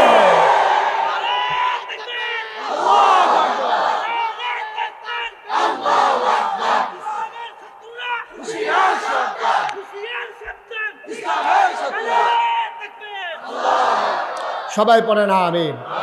ওই যে বুদ্ধিজীবীর কথা কইছিলাম যে এইটান্ডির এমনি ফাইতেন না। আমি দাউদকান্দি মাহফিলও যখন কইছি এইটান্ডি অসুবিধার দল ইসলামের বিরুদ্ধে কথা কয়, এক বুড়া বেড়া ফাল দেখে করতে কৌ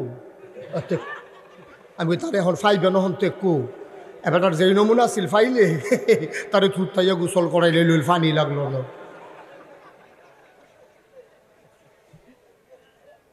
এদিকে সবসময় পাওয়া যায় না, তো 2টা 2:30টার সময় টক শুকর টেলিভিশনের ভিতরে পাওয়া যায় রে, কি মোড়াইয়া মোড়াইয়া ফেসাইয়া ফেসাইয়া গুড়াইয়া গুড়াইয়া জিলাফির মতো এমনি লাইরা লাইরা কথা কয়, আসেনি রে না নিজে ধরাত পড়ে না। আনে মোলামারে চিত্রিত করতে চাই। আমি বলেছি ঢাকা রাজধানীতে শীততাপ নিয়ন্ত্রিত কক্ষে বসে তুমি ইসলামের বিরুদ্ধে কথা বলো, তুমি ভুলে গেছো এই দেশের নাম বাংলাদেশ। এই দেশে শতকরা 92 জন লোক মুসলমান। এই দেশ শাহজালালের দেশ, শাহপরানের দেশ, তিতুমিরের বাসার কাল্লার দেশ। এই দেশ সিনে টান টান করে দাঁড়িয়ে থাকা আমার আবু সাইদের দেশ, ঠিক কিনা বলো? আমার আবু সাইদ, তারে 3টা গুলি করা হয়েছে, একটাও তার পিঠে ঢুকে নাই, সবগুলো তার বুকে ঢুকেছে। এই মুসলমানের দেশে, যেই দেশে মসজিদের দেশ, মাদ্রাসার দেশ, যেই দেশে এশার নামাজ পড়ে মানুষ দুরুদ পড়তে পড়তে ঘুমোতে যায়, যেই দেশে ফজরের আজান শুনলে মানুষের ঘুম ভাঙে, এই দেশে তুমি টকশুর নামে চ্যানেলের ভিতরে তুমি ইসলামের বিরুদ্ধে কথা বলো, আলেম ওলামার বিরুদ্ধে কথা বলো। আমি বলেছি এই মুসলমানের দেশে রাজধানীতে বসে শীততাপ নিয়ন্ত্রিত কক্ষে পুলিশ পাহারায় ইসলামের বিরোধিতা করা সহজ, পাল্লা নহলের জমিনে এসে বলো পিঠের চামড়া দিয়ে ঢাকা যাওয়া যাবে না। তামাশার একটা শেষ আছে। মুসলমান মন দিয়ে শুনো রে ভাই, আল্লাহর নবী 3 দল মানুষ বিরোধিতা করলো, কতভাবে কত প্রস্তাব নবীকে দেওয়া হলো, শেষ পর্যন্ত প্রস্তাব দেওয়া হল চলে আসো, দিনের মাসের ভিতরে দিন আছে 30টা। কথা কইতেন না? কয়টা মাসের ভিতরে দিন আছে 30টা। মোহাম্মদ কি বলতে হবে?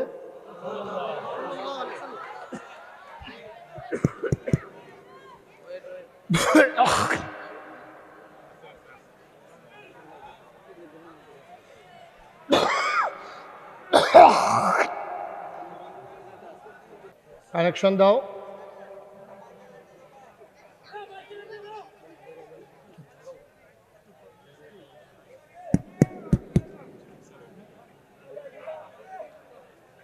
জি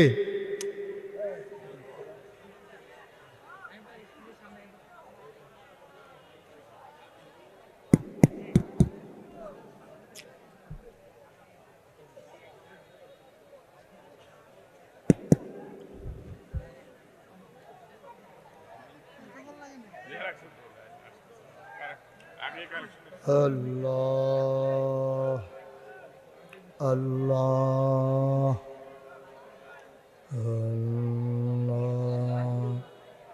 আল্লাহ। বারবার ইশারা দিচ্ছ কেন? এই ছেলে,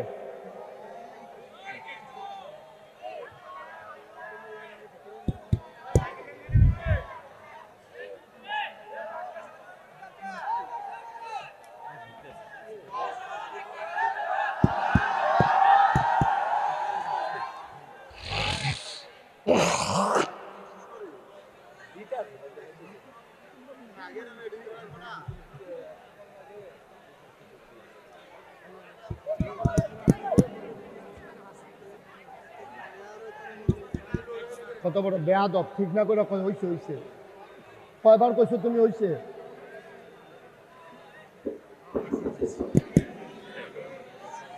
জি সবাই পড়ি আমিন, জোরে পড়ি, আরো জোরে। জেনারেটর আর লাইট একসাথে কানেকশন দিছো, মাইকার লাইট, কে শিখেছে সব? এখন যে আমি হ্যালো বললে লাইট অফ হয়ে যায়, দেখতে পাচ্ছ তুমি? সবলা লোড যাবে কার উপর দিয়ে? এখন তুমি এক জেনারেটর রাজি ভাড়া আনছো কেন তুমি? সবাই পড়ে না আমিন। কোনোদিন এই কাজ করবে না, মালিককে বলে দেবা যারা ভাড়া নিতে আসে যে 2 জেনারেটর লাগবে, মাইকার লাইট 1 জেনারেটর চলবে না। বলে দিবা ভাল লাগলে নিব না হইলে নাই, তোমার মাইকের বদনাম করে দিতা। এত লোভ করলে কি আর নামকরণ যাব? লোভ আর নাম এক লোক হয় না। আমিন কন, জোরে কন। এই যে দেখছো আমি কান দিতে পারি না, লাইট অফ হয়ে যায়। সবাই পড়েন আলহামদুলিল্লাহ। Okay fine. সামনে আপনারাও মাইক আনতে ওইভাবে আনবেন। মাইকের একটা জেনারেটর, লাইটের আরেকটা জেনারেটর। এটা কি সমাধান হইল? লাইট অফ করুন, সমাধান হইল। সবাই পড়েন আমিন। দাও এটা আমার এবারে বন্ধ করে দিতে পারলে আরো উফু করে বলা হয়। সবাই পড়েন মারহাবা। যেই কথাটুকুন বলছিলাম, এই নবীজি এরপরেও কি থেমে গেছে না দাওয়াত দিছে? থেমে গেছে। কোথাও কত ঝামেলার ভিতরে যাওয়ানোর দরকার নাই, এই কথা কইছে। তা আগে যেমন ঝামেলা লইয়ে ইসলাম প্রচার করণ লাগছে, আজকের এই 2024 সালে এই মুহূর্তে ঝামেলা নিয়েই ইসলাম নিয়ে আগাই যাইতে হবে। ঠিক কিনা কও? ঝামেলা আগে তো কমছে না বাড়ছে? ঝামেলা আরও বাড়ছে। আপনি এই পথে চলবেন কিনা সিদ্ধান্ত নেওয়ার দায়িত্ব আপনার। আপনি যদি মনে করেন যে হ্যাঁ ঝামেলার যাইতাম না, তাহলে ইসলামে থাকার সুযোগ নাই আপনার। আর আপনি যদি মনে করেন আমি ইসলামের পথে চলতে চাই, তাহলে এই পথ কখনো কুসুমাস্তীর্ণ নয়, এ পথ কণ্টকাকীর্ণ, এ পথ কাটা বেছানো। এ পথে চলতে গেলে রক্ত ঝরবে, পিচ ডালা পথ রক্তে রঞ্জিত হবে। এ পথে চলতে গেলে মামলা হবে, এ পথে চলতে গেলে হামলা হবে, জাল জুলুম নির্যাতন হবে, প্রয়োজনে জীবন দেওয়া যাবে, ঈমান দেওয়া যাবে না। রাজি আছো কিনা হাত তুলে দেখো। সবাই পড়েন আমিন, জোরে পড়েন আমিন। এ পথ বড় কঠিন পথ বাবা। এ পথে যারা চলেছে তারা জীবনে সামলা লইয়া যাইতে পারছে না, কাফল লইয়া যাইতে পারছে না, মাথার টুপি লইয়া যাইতে পারছে না। এই পথে চলতে গেলে কাফের বেদিনেরা, ইসলামের দুশ্মনেরা তোমাকে ছেড়ে দেবে না। ঠিক কিনা কম? ১,৫০০ বছর আগে নবী যখন দাওয়াত দিছে, তখন নবীদের মক্কায় থাকতে দিছে নাকি? কই আমরা নহলের কোনো মানুষ এখান থেকে কেউ যাওয়া লাগে নাই। আপনার নহল সমূহের একটা লুকও ফন্ডারফুল যাওয়া লাগছে না। ফন্ডারফুলের একটা লুকও ইসলাম মানার কারণে নহল আসা লাগে নাই। মুরাদনগরের কোনো লোক দেবিদ্বার যাওয়া লাগে নাই, দেবিদ্বারের কোনো লোক মুরাদনগর আসা লাগে নাই। অথচ নবীজি যখন দিনের দাওয়াত দিয়েছেন, তিনি থাকতে পারলেন না মক্কায়, তাকে চলে যাওয়া লাগলো মদিনায়। ঠিক কিনা কম? এটা কি বানানো গল্প না সত্য কথা? এটা কি বানানো গল্প না সত্য ইতিহাস? সত্য ইতিহাস হচ্ছে নবীর জন্ম মক্কায়, শৈশব মক্কায়, কৈশোর মক্কায়, তারুণ্য মক্কায়, যৌবন মক্কায়, বিয়ে করলেন মক্কায়, নিজের বাড়ি মক্কায়, শ্বশুর বাড়ি মক্কায়, মেয়ে বিয়ে দিলেন মক্কায়, বেআইর বাড়ি মক্কায়, ব্যবসা করলেন মক্কায়, লেনদেন করলেন মক্কায়। তিনি থাকতে পারলেন না মক্কায়, চলে যাওয়া লাগলো মদিনায়। ঠিক কিনা কর? তুমি আর তোরা লাটসা বইছো নাগাইশের বিশ্বাস, তুমি যে নাগাইশ সেটা দিয়ে আরেক গ্রামও যাওন লাগে না। কারণ যাওন লাগে না কেড়ে, আমারও যাওন লাগলো। আমরা আলু মার্খা মুসলমান হয়ে গেছি, হুটকি তো লাগে, গুস্ত তো লাগে। ঠিক কিনা? আমরা গানের ভিতরেও সভাপতি, মাহফিলের ভিতরে গিয়াও সভাপতি। কে বুঝাইব কারে? কর কে বুঝাইব কারে? আমরা গানও সভাপতি, মাহফিলেও সভাপতি। তো এটা হইলে তো সকলে পারে। আপনি উড়ুসো গিয়েও সম্ভব, জাফতো গিয়েও সম্ভব, কতক্ষণ পরে শুভ হালকাতে আনো গান হইব আপনি জানেন। আপনি ওই এলাকার মসজিদের ইমাম, আপনার নিচে মিলাদ ফিরা দিতেন। আপনি মাগরিবের পরে মিলাদ ফিরা, সহালে ফজর ফিরা মিলাদ ফিরা তারা শুভ হালকাতে গদি সেট শুরু করবো। আপনার নিচে বরকতের লেগিয়া আপনি একবার জিগাইলেন না, ও আমি গেলে গা কিতা বাজাইবেন? একবার জিজ্ঞেস করা দরকার ছিল নাকি ছিল না? আপনি তো জানেন, আপনি গেলে গায়ে গান বাজা শুরু হইব, তাহলে গানটার আপনি উদ্বোধন করে দিয়ে আইলেন, দেয়া হইব কিয়ামতের ময়দান। আপনি কি করলেন? ফ্যাট মাটিত লাগাইয়া থাকেন, কামলাকে আমফাতা সাবাইয়া খাইয়েন, কাম লাগলে টিউবওয়েলের পানি খাইয়া থাকেন। তারপরেও সুদখুরের বাদ, ঘুষখুরের বাদ দাওয়াত খাবেন না। সবাই কোন আমিন? কথা মনে থাকবে ইনশাআল্লাহ। নবীজি আপোষ করে নাই, করলে পারতো, কইরা লাইলে পারতো। তারা মিটিং বইয়া লাইছে, নবীরে মাইরা লাইব, কথা আছে নি রহ, নবীরে মাইরা লাইব। তারা মিটিং করছে, নবীজি গিয়ে আবু বকরে ডাক দিছে, আবু বকর। নবী আবু বকর কয় লব্বাইক ইয়া রাসূলুল্লাহ। মাত্র একটা ডাক দিছে, খেয়াল করে, মাত্র একটা ডাক দিছে। কয়টা? মাত্র একটা ডাক দিছে। আবু বকর আবু বকরকে লাব্বাইক ওই দরজা খুলে দিছে। নবীজিকে আবু বকর তুমি রাইতে ঘুমাও না? হ্যাঁ ঘুমাইবো না কেন? কত এক ডাকে টের ফেলে কেমনে? ইয়া রাসূলুল্লাহ আপনি যে একদিন কইছিলেন রেডি থাইস, এরপরের থেকে আমি ঘুমাই, তবে বিছনাত না, দরজায় দাঁড়াইয়া দাঁড়াইয়া। আর আস্তে কোন সুবহানাল্লাহ। আমি ঘুমাই, বিছানায় যাই না, ঘাড় ঘুম হয়ে যাবে। আমার নবী যদি এসে দাঁড়িয়ে থাকে, কাফেরেরা যদি আক্রমণ করে, আমি পিঠ লাগাইয়া দাঁড়াইয়া দাঁড়াইয়া ঘুমাই। আল্লাহর নবী বললেন চলো চলে যাই। বের হয়ে গেলেন আবু বকর। নবীজি আবার হাঁটলেন মদিনার উল্টা পথে। আবু বকর কয় গুস্তাখি মাফ কর দিজিয়ে, বেয়াদবি মাফ করবেন, আমরা বোধহয় উল্টা পথে চলতেছি। নবী আমার আপনি কি মদিনার রাস্তা ভুলে গেছেন? আল্লাহর নবী কয় মদিনার রাস্তা আমি ভুলে যাই নাই, মক্কার মানুষগুলারে মদিনার রাস্তা ভুলাই দিতেছি, ওরা যেন আমার উল্টা পথে না খুঁজে, এই জন্য আমি উল্টা পথে যাচ্ছি, ওরা খুঁজবে মদিনার পথে। আবার নবীজি চলে গেলেন উল্টা পথে, মদিনা যে এই দিকে চলে গেলেন আরেক দিকে। সকাল হয়ে গেল, সূর্য হেসে হেসে উঠল। আবু বকর চিন্তিত হয়ে গেলেন, আবার বোধহয় ধরা পড়ে যাব, রাখালেরা বের হয়ে যাবে, আমাদেরকে দেখে চিনে ফেলবে, দারুন নাদুয়াই নিয়ে আমাদের হত্যা করা হবে।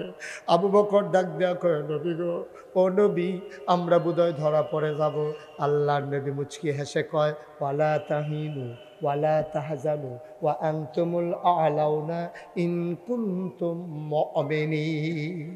ও আবু বকর চিন্তার দরকার নাই, ওয়ালা তাহিনু ওয়ালা তাহজানু, তোমাদের ভয় নাই, আমাদের কোনো পেরেশানি নাই, আমরাই হব সফল কাম। ইন কুনতুম মুমিনিন, যদি আমরা মুমিন হইতে পারি কোনো চিন্তার দরকার নাই, আমরা এক আল্লাহর উপরে অবিচল আস্থা আছে, আমরা ধরা পড়ে যাব না রে আবু বকর। দেখ দেখ দেখ কোথাও লুকানোর কোনো ব্যবস্থা আছে নাকি। আবু বকর গিয়া দেখে পাহাড়ি একটা গুহা। এবার নবীজি ঢুকতে চাইলেন, আবু বকর সামনে হাত ছড়িয়ে দাঁড়ালেন, গুস্তাখি মাফ কর দিজিয়ে ইয়া রাসূলুল্লাহ, আপনি গুহার ভিতরে ঢুকবেন না। কয় কেন ঢুকবো না? কয় ঢুকবো আমি আগে। কয় কেন তুমি আগে ঢুকতে চাও? কয় গুহার ভিতরে সাপ থাকতে পারে, বিচ্ছু থাকতে পারে, আপনারে কামড়ে দিতে পারে, এই জন্য আমি আগে দেখে আসি। আল্লাহর নবী চোখের পানি ছেড়ে দিলেন, ডাক দেখো আবু বকর আমারে কামড়াবে, তোরে কামড়াবে না। আমারে যদি কামড়ায় তোরে কামড়াবে না আবু বকর। নবীর চোখ বেয়ে বেয়ে পানি পড়তেছে, কলজা বড় নবীর মায়া। আল্লাহ কোরআনে কয় ফাবিমা রাহমাতিম মিনাল্লাহি লিনতা লাহুম ওয়ালাউ কুনতা ফাজ্জান গালিজাল কলব লানফাদ্দু মিন হাওলিক ফাআফু আনহুম আস্তাগফির লাহুম ওয়াশাবিরহুম ফিল আমর ফাইজা আযামতা ফাতাওয়াক্কাল আলাল্লাহ ইন্নাল্লাহা ইউহিব্বুল মুতাওয়াক্কিলিন। কলজা বড় নবীর মায়া। নবী ডাক দেয়া কয় আবু বকর আমি গুহায় ঢুকলে আমার সাপ কামড়াবে, তোরে কামড়াবে না। আবার আবু বকর কি জবাব দেয়, আমরাও তো আশেকে রাসূল, আবু বকরও তো আশেকে রাসূল। আবু বকর জবাব দেয় নবী গো, ও নবী আমার মতো 100 আবু বকর যদি মরে যায় ইসলামের কিচ্ছু হবে না গো নবী। আপনি যদি কিচ্ছু হয় তাইলে দুনিয়াতে ইসলাম থাকবে না।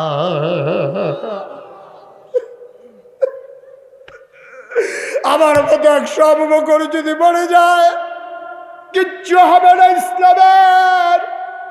আপনি না থাকলে ইসলাম থাকবে না গো নবী, আমাকে আগে যাইতে দিন। আবু বকর আগে ঢুকলেন, সব দেখে শুনে তিনি বাইরে এসে বললেন আহলান সাহলান মারহাবা, মোস্ট ওয়েলকাম, এই গুহার ভিতর আপনাকে স্বাগতম। নবী ঢুকলেন, বললেন মাশাআল্লাহ সুন্দর গুহা। আবু বকর ক্লান্ত পরিশ্রান্ত দেহ, একটু আরাম নিতে মন চায়। আল্লাহর নবী বললেন, আর আবু বকর আসন পেতে বসে গেলেন। আল্লাহর নবী কুলে মাথা রেখে শুয়ে পড়লেন, আলতো করে হাত বুলিয়ে দেয় আবু বকর, চুলের মাঝে বিলি কেটে দেয়। আবু বকরের আদর পেয়ে নবী ঘুমিয়ে পড়লেন। আবু বকর তাকায়া দেখে গুহার চতুর্দিক দিয়ে শুধু গর্ত আর গর্ত, সাপের জিহ্বা দেখা যায়। আবু বকর মাথার পাগড়িটা ছিঁড়লেন, টুকরা টুকরা করলেন, টুকরা টুকরা করে সবগুলো গর্ত বন্ধ করলেন। কাপড়ের টুকরা শেষ, গর্ত রয়ে গেছে আরো একটা। সুবহানাল্লাহ কয় না? তিনি কি করবেন কি কর্তব্য বিমূঢ় হয়ে গেলেন, তিনি ভয়ে পড়ে গেলেন। কি করবেন এখন, কি করা যায় এখন? আবু বকর কি করবেন? গর্তে একটা বাকি আছে, কাপড়ের টুকরা নাই। এবার আবু বকর সিদ্দিক আস্তে করে নবীর কুলের নিচ থেকে পা একটা বের করলেন, গর্তের মুখে পা চাপা দিয়ে রাখলেন। বিষাক্ত সাপ বের হতে না পেরে আবু বকরের পায়ের ভিতরে ধ্বংসন করলেন। শরীরটা নীল হয়ে গেল, একেবারে চোখ দুইটা লাল হয়ে গেল। আবু বকরের বিষের যন্ত্রণায় ছটফট শুরু করে দিলেন। ঠোঁটটারে দাঁত দিয়া কামড়ে ধরলেন। আওয়াজ বের হয়ে গেলে, আওয়াজ যদি বের হয়ে যায় তাইলে আমার নবীজির ওই যে কি কয় ঘুম ভেঙে যাবে। এবার ঠোঁট দিয়া চাপড় কামড় দিয়া যে ঠোঁটটারে দাঁত দিয়া কামড়ে ধরে, তিনি আবার আটকে দিলেন। ওকে জি, ঠোঁট দিয়ে কামড়ে ধরলেন। আবু বকর সিদ্দিক তার ঠোঁট দিয়া কামড়ে ধরে তিনি কান্নার আওয়াজ থামালেন। মুফাসসিরিনে কেরাম, মুহাদ্দিসিনে কেরাম কয়, ও আবু বকর আওয়াজ থামাইবা দাঁত দিয়া কামড়াইয়া, চোখের পানি থামাইবা কি দিয়া? আওয়াজ থামানো যায়, চোখের পানি তো থামানো যায় না। আবার টপ টপ করে আবু বকরের 2 ফোঁটা চোখের পানি নবীর গাল মুবারকে পড়ে গেল। নবী লাফ দিয়ে উঠলেন, দেখে শরীরটা নীল হয়ে গেছে, গাল বেয়ে বেয়ে পানি পড়তেছে আবু বকরের। ডাক ডাক, আবু বকর, ও আবু বকর কেন কান্দস রে আবু বকর? বাড়ির কথা মনে পড়েছে নাকি? আবু বকর ডাক দেয়া কয়, ইয়া রাসূলুল্লাহ, ইয়া হাবিবাল্লাহ, আপনার আবু বকরকে আপনি এখনো চিনলেন না? আপনার চেহারা মুবারক আমার সামনে, আর আমি বাড়ির কথা মনে করে কানবো, এটা আপনি কেমন করে ভাবলেন গো নবী? কয় তাইলে কাঁদো কেন? আবু বকর কান্দে আর কয়, নবী গো মনে করেছিলাম বলবো না, না বলে আর উপায় নাই। ও নবী, সাপ আমারে কামড়ে দিয়েছে। আগে কেন ডাকলি না? কয় আপনার ঘুম ভাঙ্গাইতে সাহস পাই নাই গো নবী। আল্লাহর নবী কয়, দেখি কোথায় কামড়ে দিয়েছে। এবার নবীকে পা দেখালেন। আবু বকর বললেন, পায়ের এই জায়গায় কামড়ে দিয়েছে। আল্লাহর নবী আঙ্গুল দিয়ে জিহ্বা থেকে একটু লালা লাগালেন। লালাটা নিয়ে আবু বকরের পায়ের ভিতরে যেখানে সাপ কামড়ে দিয়েছে ওই জায়গায় একটু লালা লাগাই দিলেন। আবু বকর কয়, পাটা আমার এমন আরাম পাইল, সারাটা শরীর কখনো বা ব্যথা হয়েছে, মৃত্যুর আগ পর্যন্ত এই পা যে আরাম পাইছে, আমার কোনো অঙ্গ আর আমার দেহের এত আরাম পায় না। নহল চৌমোহনীর লোক কোনোদিন মুশতাক ফয়েজি তোমাদের কাছে আসে নাই, আর কোনোদিন আসবো কিনা জানি না। 34 বছর মুশতাক ফয়েজি বাংলায় বাংলার বাইরে মাহফিল করে। মাহফিলে কদম দিলে মাহফিলটার ওজন বুঝি। আজকে নহল চৌমোহনীতে কদম দিয়া মনটা সাক্ষী দিয়েছে, তোমাদের মাহফিল আমার আল্লাহ কবুল করে নিয়েছে। আজকে আমরা সবাই মিলে এই কবুল হওয়া মাহফিলটাতে আমরা সবাই মিলে একটু তওবা করব। আমাদের জীবনে গোনা আছে নাকি নাই? কথা কয় না, গোনা আছে নাকি নাই? এই গোনাগুলা মাফ করানোর একটাই মাত্র পদ্ধতি, এটার নাম হইল তাওবা। কিন্তু আমরা দেশে যে তওবা করে, এটি কোনো তওবা না। ফির সাহেব এনে ফাগড়িটা দিয়ে হালাইছে, আর এটা ধরে ধরে আস্তাগফিরুল্লাহ পড়তে আছে, আস্তাগফিরুল্লাহ রাব্বি। তো হুজুরে কয়, তেও কয়, তে আবার মনে মনে কয়, তে যে সুদের টেহা লইয়া অনের কথা আছিল, আইসে নিজা নিকি হিব। এগুল দিয়া পড়তে আছে আস্তাগফিরুল্লাহ, চিন্তা করতেছে সুদের টেহা। এগুল দিয়া পড়তে আছে আস্তাগফিরুল্লাহ, চিন্তা করতেছে ফাইলাট খাইয়া কেমনে ঘুষ খাইব। এই বর্বরা আছে নাকি নাই? তো তোর তওবা হইছে, তুই আর বাট ফাড়িয়ে না করতেছ। তুই তো গোনাগারের তে আরও নিকৃষ্ট। এক গোনা করছ তো এক বালা, এরপরে আল্লাহর লোকে বাটফাড়ি করস কীর্তি। তুই যেটা মনে মনে চিন্তা করস, কেউ জানে না, একজন জানে, তিনি কে? মনেতে পারলে তওবা কইরো, না হইলে তওবা কইরো না। আজকে আমরা খালে সন্তরে সবাই মিলে তওবা করব ইনশাআল্লাহ, আর গোনা করব না। রাজি আছেন সবাই? সবাই আমার সাথে পড়েন, সবাই একটু নামাজের মতো বসেন। সবারই তো আর বসতে দেওয়া গেল না। আমরা সরি, এক্সট্রিমলি সরি। ইনশাআল্লাহ ভবিষ্যতে আয়োজন করতে রুহুল আমিন এবং তার যুব সমাজ এবং মসজিদ কমিটি চিন্তা করবে। বড় কোনো খ্যাতমেত দেওয়া যায়নি মাহফিল, এখনও যে আর হইতো না, এটা রুহুল আমিনে বুঝ জ্বালাইছে। এটা ওই 2টা লাইন আছে, জাগা হইব, হুজুর বদলাইলে অন লাগবো। হুজুর বদলাইলে দেখবা জাগা হই আরও জায়গা থাকবো, কোনো টেনশন। আজ সবাই নামাজের মতো বসেন, সবাই মিলে আমরা তওবা করি। সবাই আমার সাথে পড়েন, আউযু বিল্লাহি মিনাশ শাইতানির রাজিম, বিসমিল্লাহির রহমানির রহিম। তওবার আগে আমার একটা কথা আছে। আমার রুহুল আমিন আপনাদের এই মাহফিলটার জন্য আমার দরবারে অনেকবার গেছে। আমি তার কলজা দিয়া মায়া করি। মায়া করার কারণ আছে, এই ছোটো বয়সী ইসলামের পথে চলতে চায়, সমাজে ইসলামকে সমাজের রঙে এই ইসলামের রঙে সমাজ রাঙাতে চায়।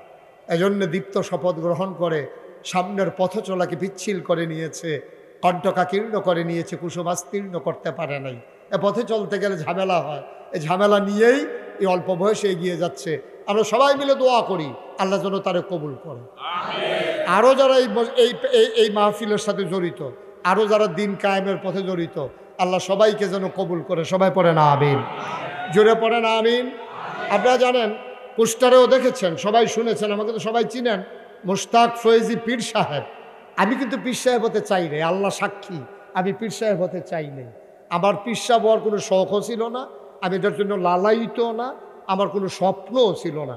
তো বলে ওইলেন কেমনে, অনেক কাহিনী, সবটা কন যেতন সংক্ষিপ্ত কইতে আসি না, কইতে আসি তো আমি কি তোরা কনের লিখে বইয়া রইছি, আমার আগ্রহ দিতে আছে, দৌড়দি দৌড়দি। আমি পীর সাহেব হতে চাই না। আমার দাদা ছিলেন ফুরফুরা সিলসিলার একজন বড় পীর। আমার আব্বা এন্তেকাল করেছেন দাদার আগে। আব্বার এন্তেকালের পরে দাদা একবারে ভেঙে পড়েছেন যে কে চালাবে এই দরবার, এত বড় দরবার। মিটিং ডাকলেন, আমাকে বললেন, সবাই জিজ্ঞেস করলো, হুজুর আপনি কি চিন্তা করছেন? আমি চিন্তা করেছি আমার আদরের নাতি মুশতাক ফয়েজি দরবার চালাবে। আমি হাউমাউ করে কান্নাম। আমি বললাম, আমার বড় আপন ভাই আছে, 3 জন চাচা আছে, সবার ডিঙ্গাই আপনি আমারে কেন? আমি জানি কে চালাইতে পারবে, বুঝেই দিতেছি। আমি তো পিসাব হতে চাই না, কারণ বাংলাদেশও আমি ফিসাব দেখতে দেখতে অতিষ্ঠ। অধিকাংশ ফিসাব দেখবো শৈলগত্রে বালা, লেহাফড়াও করছে, অস্বীকার করা যাবে না, লেহাফড়া করে, আত আছে, ফাও আছে, নাক আছে, চোখ আছে, মুখ আছে, কান আছে। অটো চালাইলে 1000 টাকা কামাই করন যায়, সিএনজি চালাইলে 1500 টাকা কামাই করন যায়। বাংলাদেশের অধিকাংশ ফিসাব সিএনজিও চালায় না, অটোও চালায় না, কোনো চাকরিও করে না, কোনো ব্যবসাও করে না। এই মুড়িদের বাইত কয়দিন, সেই মুড়িদের বাইত কয়দিন, হগিন্দি বেডি টেহা দেয়, সেই টেহাতে বইয়া বইয়া খায়। রিক্সাওয়ালায় টেহা দেয়, সেই টেহা খায়। আরে বেড়া, পারলে তুই রিক্সাওয়ালারে দে, পারলে তুই হগিন্নি বেডিরে দে, এইটাই না তোর দায়িত্ব। তুই যেহেনো পারস, এই ফাটতে ফাটতে এমন অভ্যাস হয়েছে, এই আতার উল্টায় না, কেটাই জানি দৈরামনে উল্টাই দিছি, এটা আবার বুচ্চুরই উল্টাই গেছে। নাদানের একটা জাতফদ আছে বেড়া, খাইতে এত টেহা লাগে না। মুরিদরে খালি কও দুনিয়া সারো, দুনিয়া সারো, দুনিয়া লইয়া ভাগল লইও না। কথা তো ঠিক, সুন্দর কথাই কইছে।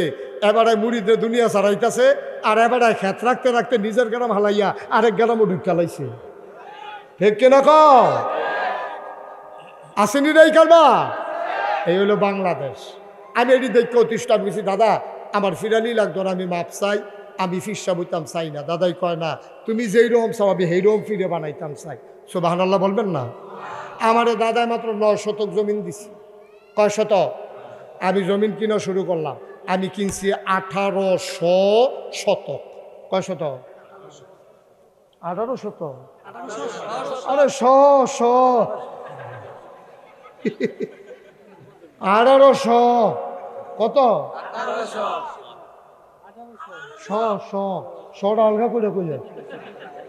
1800 শতক জমিন আমি কিনছি। আমার এখনো 10টা প্রতিষ্ঠান, একটা জিকির আজকারের জন্য খানকা, দাখিল মাদ্রাসা, নুরানি মাদ্রাসা, হাফিজিয়া মাদ্রাসা, ধাতব্য চিকিৎসালয়, গণপাঠাগার, গবেষণাগার, ছাত্রাবাস, ইয়াতিমখানা, মসজিদ। মারহাবা কন্যা কেন? আমার এখনো মসজিদ আছিল টিনের ঘর। চিন্তা করলাম আমার বাসাম কয় বছর, বাংলায় কথা কয় এমন খুব কম লোক আছে যে মুস্তাক ফয়েজির নাম উঠছে না। চিন্তা লাইছে যখন কামো লাগাইলেই চিনারা, আমার লাগিয়া দেওয়ার দরকার নাই। আল্লাহ আমার অনেক দিছে আলহামদুলিল্লাহ। এবার আমি নিয়ত করলাম, দৃষ্টিনন্দন, স্থাপত্য শৈলী মণ্ডিত, মুসলিম বিশ্বের এক অনন্য নিদর্শন, বিশাল করে একটা হাসপাতাল, একটা মসজিদ করব। মারহাবা বলবেন না? আমি 20,000 স্কোয়ার ফুট যারা শিক্ষিত তারা বুঝা লাইছে, এবারে বুঝা লাইছে দেখে এবারে নাই এবারে সিফা দিয়া লাইছে। 20,000 স্কোয়ার ফুট খেলা মানে করছো, এই মাঠটার কয় গুণের সমান হইব? মার হাবা কর না কেন? এই এই বুজুর্গ কইছেন আপনি? আল্লাহর ওলি কি করতে আছে এবারে শরীরটা লইয়া? এটা কই রাখবো শরীরটারে? জাগা বিছে না মারা শরীরটারে রাখবো কয়ে বেড়ায়, কতক্ষণ ফালার লোকে যায়, কতক্ষণ বেড়ার লোকে যায়। এটা যা করতে আছে শরীরটা লইয়া বেড়ায়। তার একটা কলজা রে, এত্রি মানুষের ভিতরে তো উঠতে একটা কলজা লাগে, তার মনে হয় শরীরটা ফুটাটা কলজা তার। আমার হাবা বলো, আমার মসজিদরা নিচতলায় হাসপাতাল, দোতলায় 3 তলায় মসজিদ, 20,000 স্কোয়ার ফিট। আমি বললাম যে এই মসজিদ করতে কত লাগবে? ওরা আমাকে বললো 15 কোটি টাকা। আমার হাবা বলবেন না? এবারে তো ডরাইছে 20,000 হইন না, আমি ডরাইছি টিহা হইন না। 15 কোটি টিহা যখন কইছে শরীরে একটা কাপ দিয়া শীতের ভিতরে কফালো গাম জমা গেছে না, ইয়ার একটা মশা দিয়া লাইছে তোর। যে গেলাম কত কইলি? 15 কোটি। আমি কই জীবনে 1 কোটি একখানো দেখ সত্যি। আরেকবার রুফলে সাফাই দিত তো ভালাই লাগবে। 15 কোটি টিহা যা মনে হয়ে দিয়ে তাই কজন ডরাইয়েন না, নিয়ত করে আইন মালাম। আমি নিয়ত করাম কি দিয়া? করেন একটা নিয়ত। তখন বেড়াইতের মতো একটা নিয়ত করলাম, আল্লাহ জীবনে বাসা আমার কয় বছর, মাহফিলে তো কইরা লাইছি 34 বছর, জীবনে তো অনেক টেহা লাড়াছাড়া করলাম। যাও এটা যখন আটকা লাইছে কাটাকাটি যাইতাম না, 1 বছরে যত টেহা মাহফিলে হাদিয়া পাই, পুরো 1 বছরের হাদিয়া আমি আমার মসজিদে দান করে দেবো ইনশাআল্লাহ। আমি 1,25 লক্ষ টাকা দিয়া তারপরে মসজিদের কাজ শুরু করছি। 1 তলার ছাদ হইছে জুন মাসের 1 তারিখ। ইঞ্জিনিয়ারে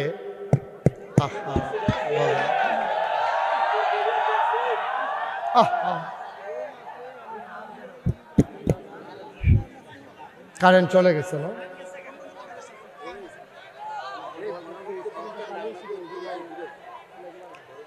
জি সবাই পড়ে না আমিন।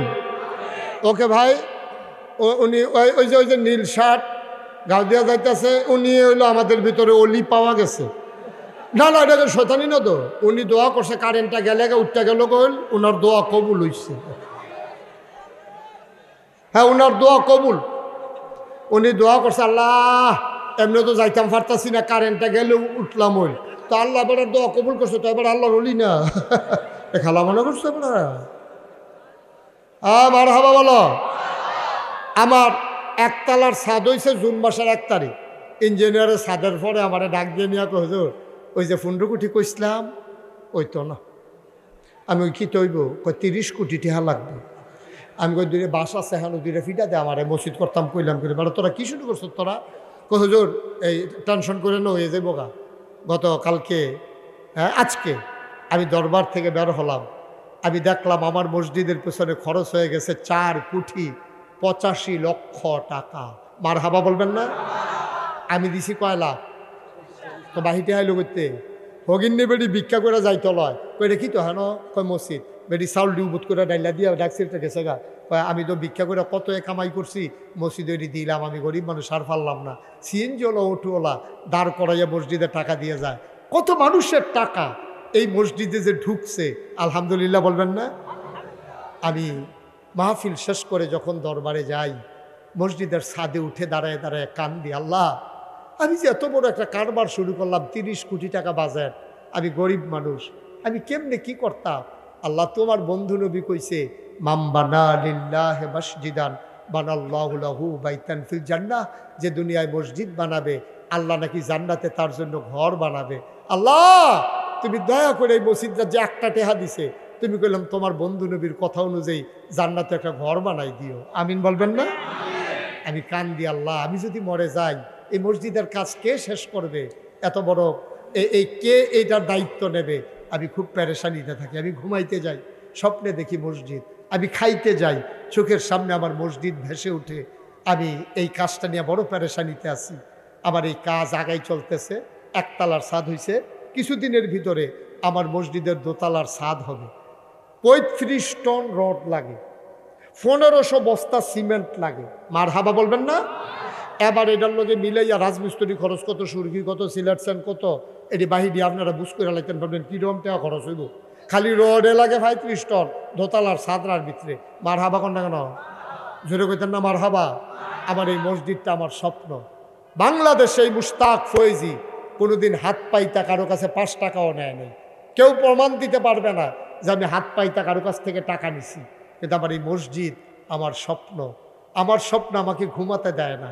সুতরাং এই মসজিদ যেন, আপনার মুরাদনগরের মানুষ, আমরা কুমিল্লা এক জায়গার মানুষ, আপনারা অনেকেই গিয়ে হয়তো দেখেও আসছেন আমার মসজিদ, সবাইকে দাওয়াত দেখে আসবেন, সবাই দোয়া করবেন। আমার একটা আবদার, আমার এই মসজিদরা বিনির্মাণে দোতলার ছাদ হবে কিছুদিন পরে। যদি কেউ মনে করেন যে হুজুর ইনশাআল্লাহ আমি 100 বস্তা সিমেন্ট দিয়ে দেব, আমি 200 বস্তা সিমেন্ট দিয়ে দেব মসজিদের জন্য, অথবা আমি 1 টন রড দিয়ে দেব, অথবা আমি 10,000 টাকা দিয়ে দেব, আমি মোস্ট ওয়েলকাম। আহলান সাহলান মারহাবা, আমার মসজিদ আপনাকে স্বাগত। আছেন কেউ যে হুজুর ইনশাআল্লাহ আমি 5,000 টাকা নগদ দিলাম, পরবর্তীতে ইনশাআল্লাহ 100 বস্তা সিমেন্ট দিয়ে দেব, অথবা 200 বস্তা সিমেন্ট দিয়ে দেব। এখানে হাজার হাজার জনতা হাজির হয়েছেন। সবাই মিলে একটু সহযোগিতা করলে আমার জন্য, আমার মসজিদটার জন্য বিরাট উপকার হবে।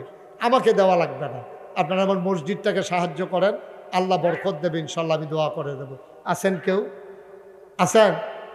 একটা লোকও নাই যে হুজুর আমি এই নগদ 1,000 টাকা দিলাম, এরকম একটা লোকও নাই এই প্যান্ডেলটার ভিতরে হাজারো জনতার মাঝে যে হুজুর ইনশাআল্লাহ আমি 1,000 টাকা আপনার এই মসজিদের জন্য নগদ দিলাম, আল্লাহ যেন বরকত দেয়, আমি প্রাণ ভরে দোয়া করে দেবো ইনশাআল্লাহ, মন উজাড় করে দোয়া করে দেব। আছেন একজন? জি মাশাআল্লাহ মাশাআল্লাহ। আমার ভাই কি নাম? মোহাম্মদ জসিম ভাই। উনি হ্যাঁ হ্যাঁ শরীফ ভাই, উনি 2,000 টাকা পকেট লইয়া টেহা দিয়ালই তুলেছিল আতে। কি নাম? আনিস ভাই, আলমগীর ভাই। কত? 5,000। মাশাআল্লাহ, আল্লাহ যেন কবুল করে, সবাই পড়ে আমিন। মাশাআল্লাহ। হ্যাঁ, আমার আরেক ভাই কি নাম? শরীফ ভাই, উনি দিয়েছেন 2,000 টাকা। আল্লাহর ঘর মসজিদে দেবেন, আমারে না, আমারে না, আল্লাহ বরকত দেবে ইনশাআল্লাহ। 1,000 টাকা করে 100 লোক দিলে 1 লক্ষ টাকা হয়ে যায়, কিন্তু এটা মনেও থাকবে। মাশাআল্লাহ। দুলাল ভাই, মাশাআল্লাহ, দুলাল ভাই উনি দিয়েছেন 2,000। 1,000 আল্লাহর ঘর মসজিদের জন্য। আল্লাহ তুমি কবুল করো আল্লাহ। আর কেউ আছেন? আর কেউ আছেন? মাশাআল্লাহ। আমার আরেক ভাই 500 টাকা দিয়েছেন। আমরা একটু মুখতাসার একটু দোয়া করব। আমার একটা আবদার আছে। আমার আবদারটা হলো যে এখানে যারা আমরা একবারে শুধু বাচ্চা থেকে শুরু করে মুরব্বী পর্যন্ত আপনি 2টা টাকা হলেও দেবেন, যেন আপনি বলতে পারেন নাগাইশের মসজিদ আমার 2টা টাকা আছে। আপনি যেন এটা বলতে পারেন। আপনি 2 টাকা না দিলেও মসজিদ হবে, কিন্তু আপনি একজন গর্বিত সৈনিক, আপনি একটা অংশীদার যে নাগাইশের মসজিদে একটা লোক উঠেন না, উঠাউঠির দরকার না, আমার ছেলেরা আসবে আপনাদের কাছে, দয়া করে মাহফিলের যারা ভলেন্টিয়ার আছো আমাকে একটু সহযোগিতা করো। যারা ইউটিউবার আছো তোমরা একটু ভেতরে যাও, একবারে পেছন দিক দিয়ে 2-1 চলে গিয়ে দাঁড়াইলে তাইলে উপকার হবে। দাও, দেন। বিসমিল্লাহ বিসমিল্লাহ। মাশাআল্লাহ। আমার আরেক ভাই দিয়েছেন 1,000, আরেক ভাই 100 টাকা। ভাই একজনও খালি যাইয়েন না, সবাই মিলে আমরা দোয়া করব, তওবা করব, আল্লাহ যেন মনের আশা পূরণ করে দেয়। একটা লুকও খালি যাইয়েন না, দয়া করে পেছন দিকে চলে যান 2 জন, একবারে পেছনে, অলিউল্লাহ পেছনে চলে যান, একবারে পেছনে যান। আহা, একবারে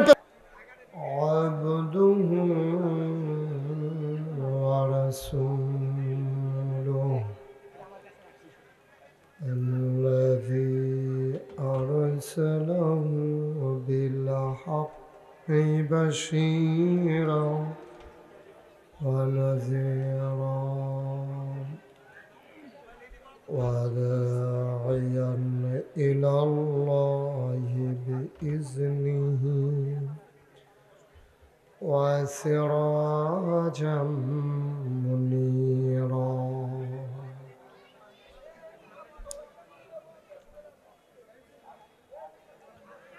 قال الله تعالى في القرآن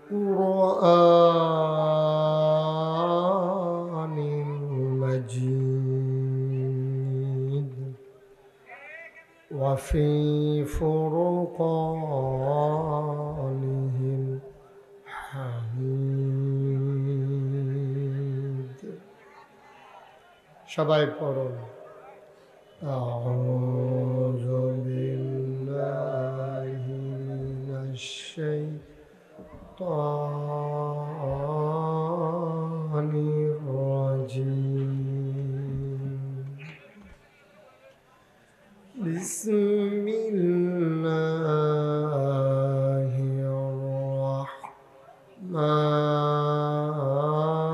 রাহমানির রাহিম। قل يا أيها الكافرون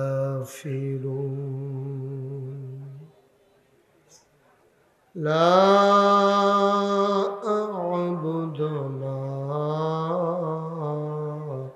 تعبدون ولا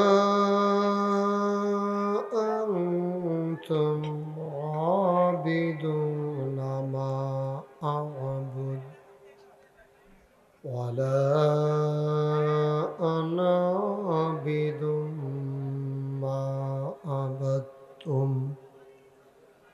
ولا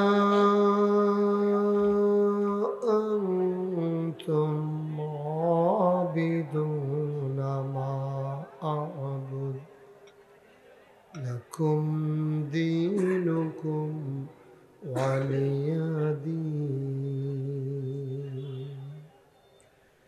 إن الله وملائكته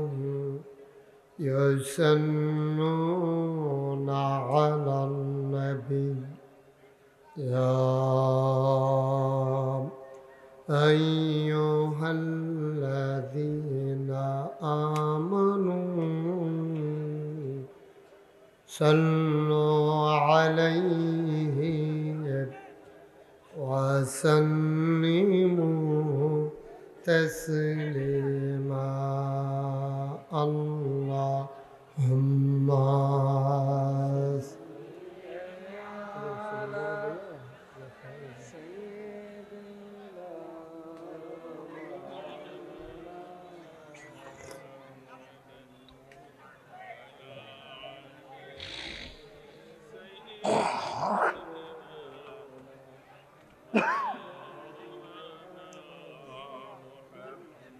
জোরে সুরে মহব্বতের সাথে গলা ছেড়ে দিয়ে পড়ুন আল্লাহুম্মা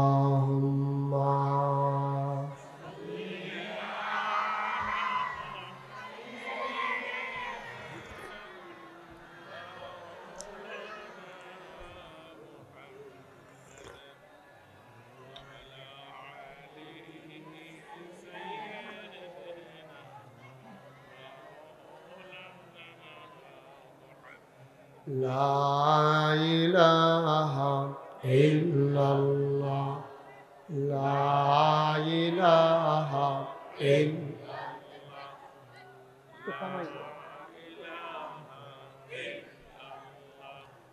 লা ইলাহা লা ইলাহা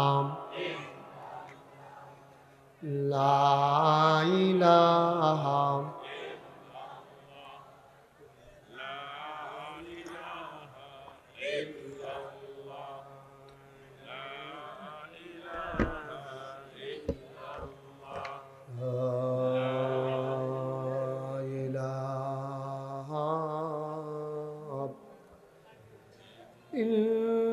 ইল্লাল্লাহ মুহাম্মাদুর রাসূলুল্লাহ সাল্লাল্লাহু আলাইহি। কমাও একটু, যে আওয়াজটা বাড়ি খায় এটা বন্ধ করো। সবাই পড়ি আলহামদুলিল্লাহ। আরো কমাও। সবাই আহা, কি কমাইতেছো না বাড়াইতেছো তুমি? আওয়াজটা যেন আমার কানে বাড়ি না খায়। স্টেজের নিচে হরেন দিছ, আওয়াজ বাড়ি খায় কেন আমার কানে? মনিটর কমাও। সবাই পড়ি।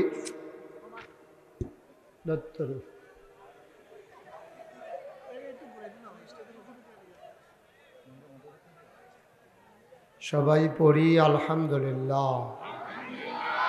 মনিটরটা একটু ঘুরাই দেন দেখি। বন্ধ করে দিছ? তো এই আওয়াজটা আসে কোথায়? আমার কানে বাড়ি খায় কোন আওয়াজটা? মাইক এদিকে দিছে না? সবাই পড়ি আলহামদুলিল্লাহ। ওকে ফাইন, আর ধরবা না।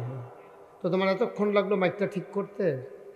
জয়নাল মাইক ওকে তো বেজ্জুতি করে দিছ একবারে।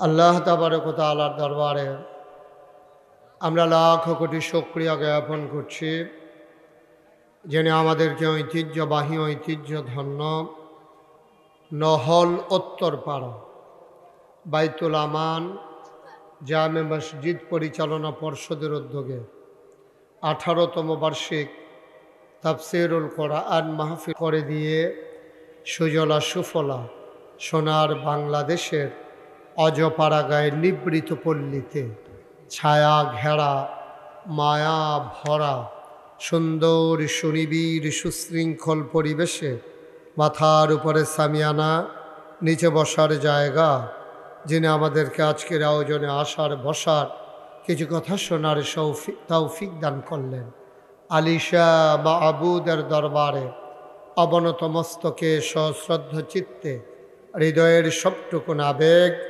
উচ্ছ্বাস, ভালোবাসা, আকতি কাকতি মিনতি জমা করে মাহবুদের শিখানো কলেমা দিয়ে চিৎকার করে সবাই পড়ি আলহামদুলিল্লাহ।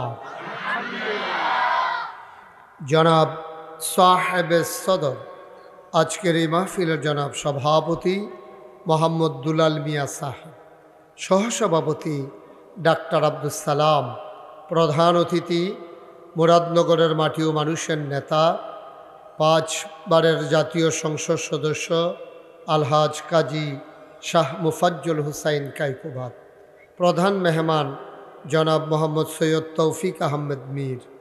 আজকের মাহফিলের প্রধান আকর্ষণ আমার পরে এশার নামাজ, এশার নামাজের পর যিনি সুন্দর সুললিত কণ্ঠে কোরআন তেলাওয়াত শোনাবেন, ইসলামী সঙ্গীত শোনাবেন, কথা বলবেন, ক্বারি জুবায়ের আহমদ তশরিফ।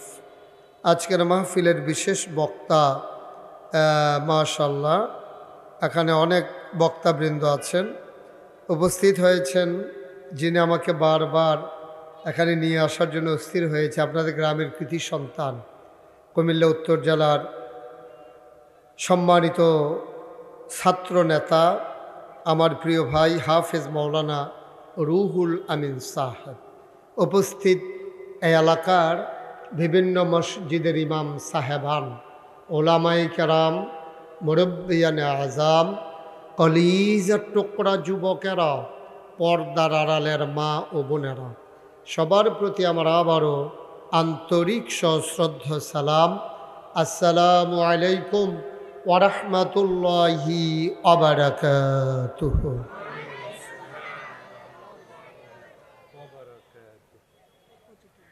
আমি নহল চৌমুহনীতে এই এত কাছাকাছি কোথাও মাহফিলে আসিনি। ঘাইটুলি আমি 2 বার গিয়েছি, কিন্তু এই জায়গাটাতে আমার এটাই প্রথম আসা। আপনাদের ওই নদীর আইল ঘেঁষে আরও 2-1 জায়গায় মাহফিল এসেছিলাম। ওই দিক দিয়ে পূর্ব পার্শ্বে আইল ঘেঁষে ওইখানেও আমি আসছি। গত কিছুদিন আগেও মাহফিল করে গেলাম নদীর ওই পারে, কিন্তু এই জায়গাটাতে এটাই আমার প্রথম আসা। যদি আমি এখানে প্রথম এসেছি, আপনাদের আতিথেয়তা, আপনাদের বরণ করে নেওয়া, আপনাদের হৃদয়তা, গভীরতম প্রদেশের ভালোবাসা, হৃদয়ের উষ্ণতা আমাকে অভিভূত করেছে, আমাকে মুগ্ধ করেছে। আমি প্লিজড এজন্যে যে আপনারা মাগরিবের পরে আজকের এই মাহফিলকে জনসমুদ্রে পরিণত করে দিয়েছেন। প্রজেক্টরও ব্যবস্থা আছে, প্রজেক্টরের ওখানেও আপনারা ইচ্ছে করলে বসে শুনতে পারেন। তো মহিলাদের জন্য প্রজেক্টর না, তো আর এটা কইয়া লাভ কি? আমি তো আরো তারারে কইয়া ফাড়াইতাম ইসলাম, কিন্তু একটা ফ্যাস লাগছে না, কোফাল বলা হয়।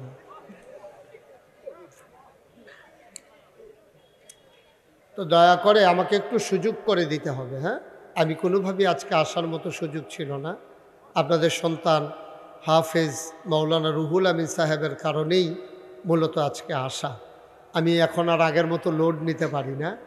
আগে তো 4-5টা মাহফিলও করছি। এই বছর কারণে কারণে আমার দিয়া করাইছে মানুষে।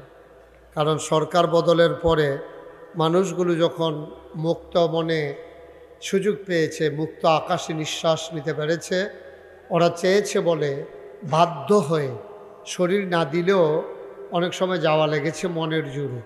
তা আমি যতক্ষণ কথা বলবো দয়া করে নিরিবিলি চুপচাপ আমার দিকে ঘুরে বসেন, এদিকে ঘুরে বসেন, সবাই একটু ঘুরে বসলে ভালো হইব, তাহলে আমি দেখতে সুবিধা না। উনি আবার আগের থেকে পজিশন লইয়া লাইছে। হ্যাঁ, উনি পুরানা শ্রোতা, বোঝা গেছে। হ্যাঁ, পড়েন আমিন, বলেন সুবহানাল্লাহ, বলেন আলহামদুলিল্লাহ, আল্লাহু আকবার। শুকরিয়া আদায় করলাম কার? করব কার? পরে যাব কার? লস না লাভ? কম না বেশি? প্রমাণ আছে নাকি নাই?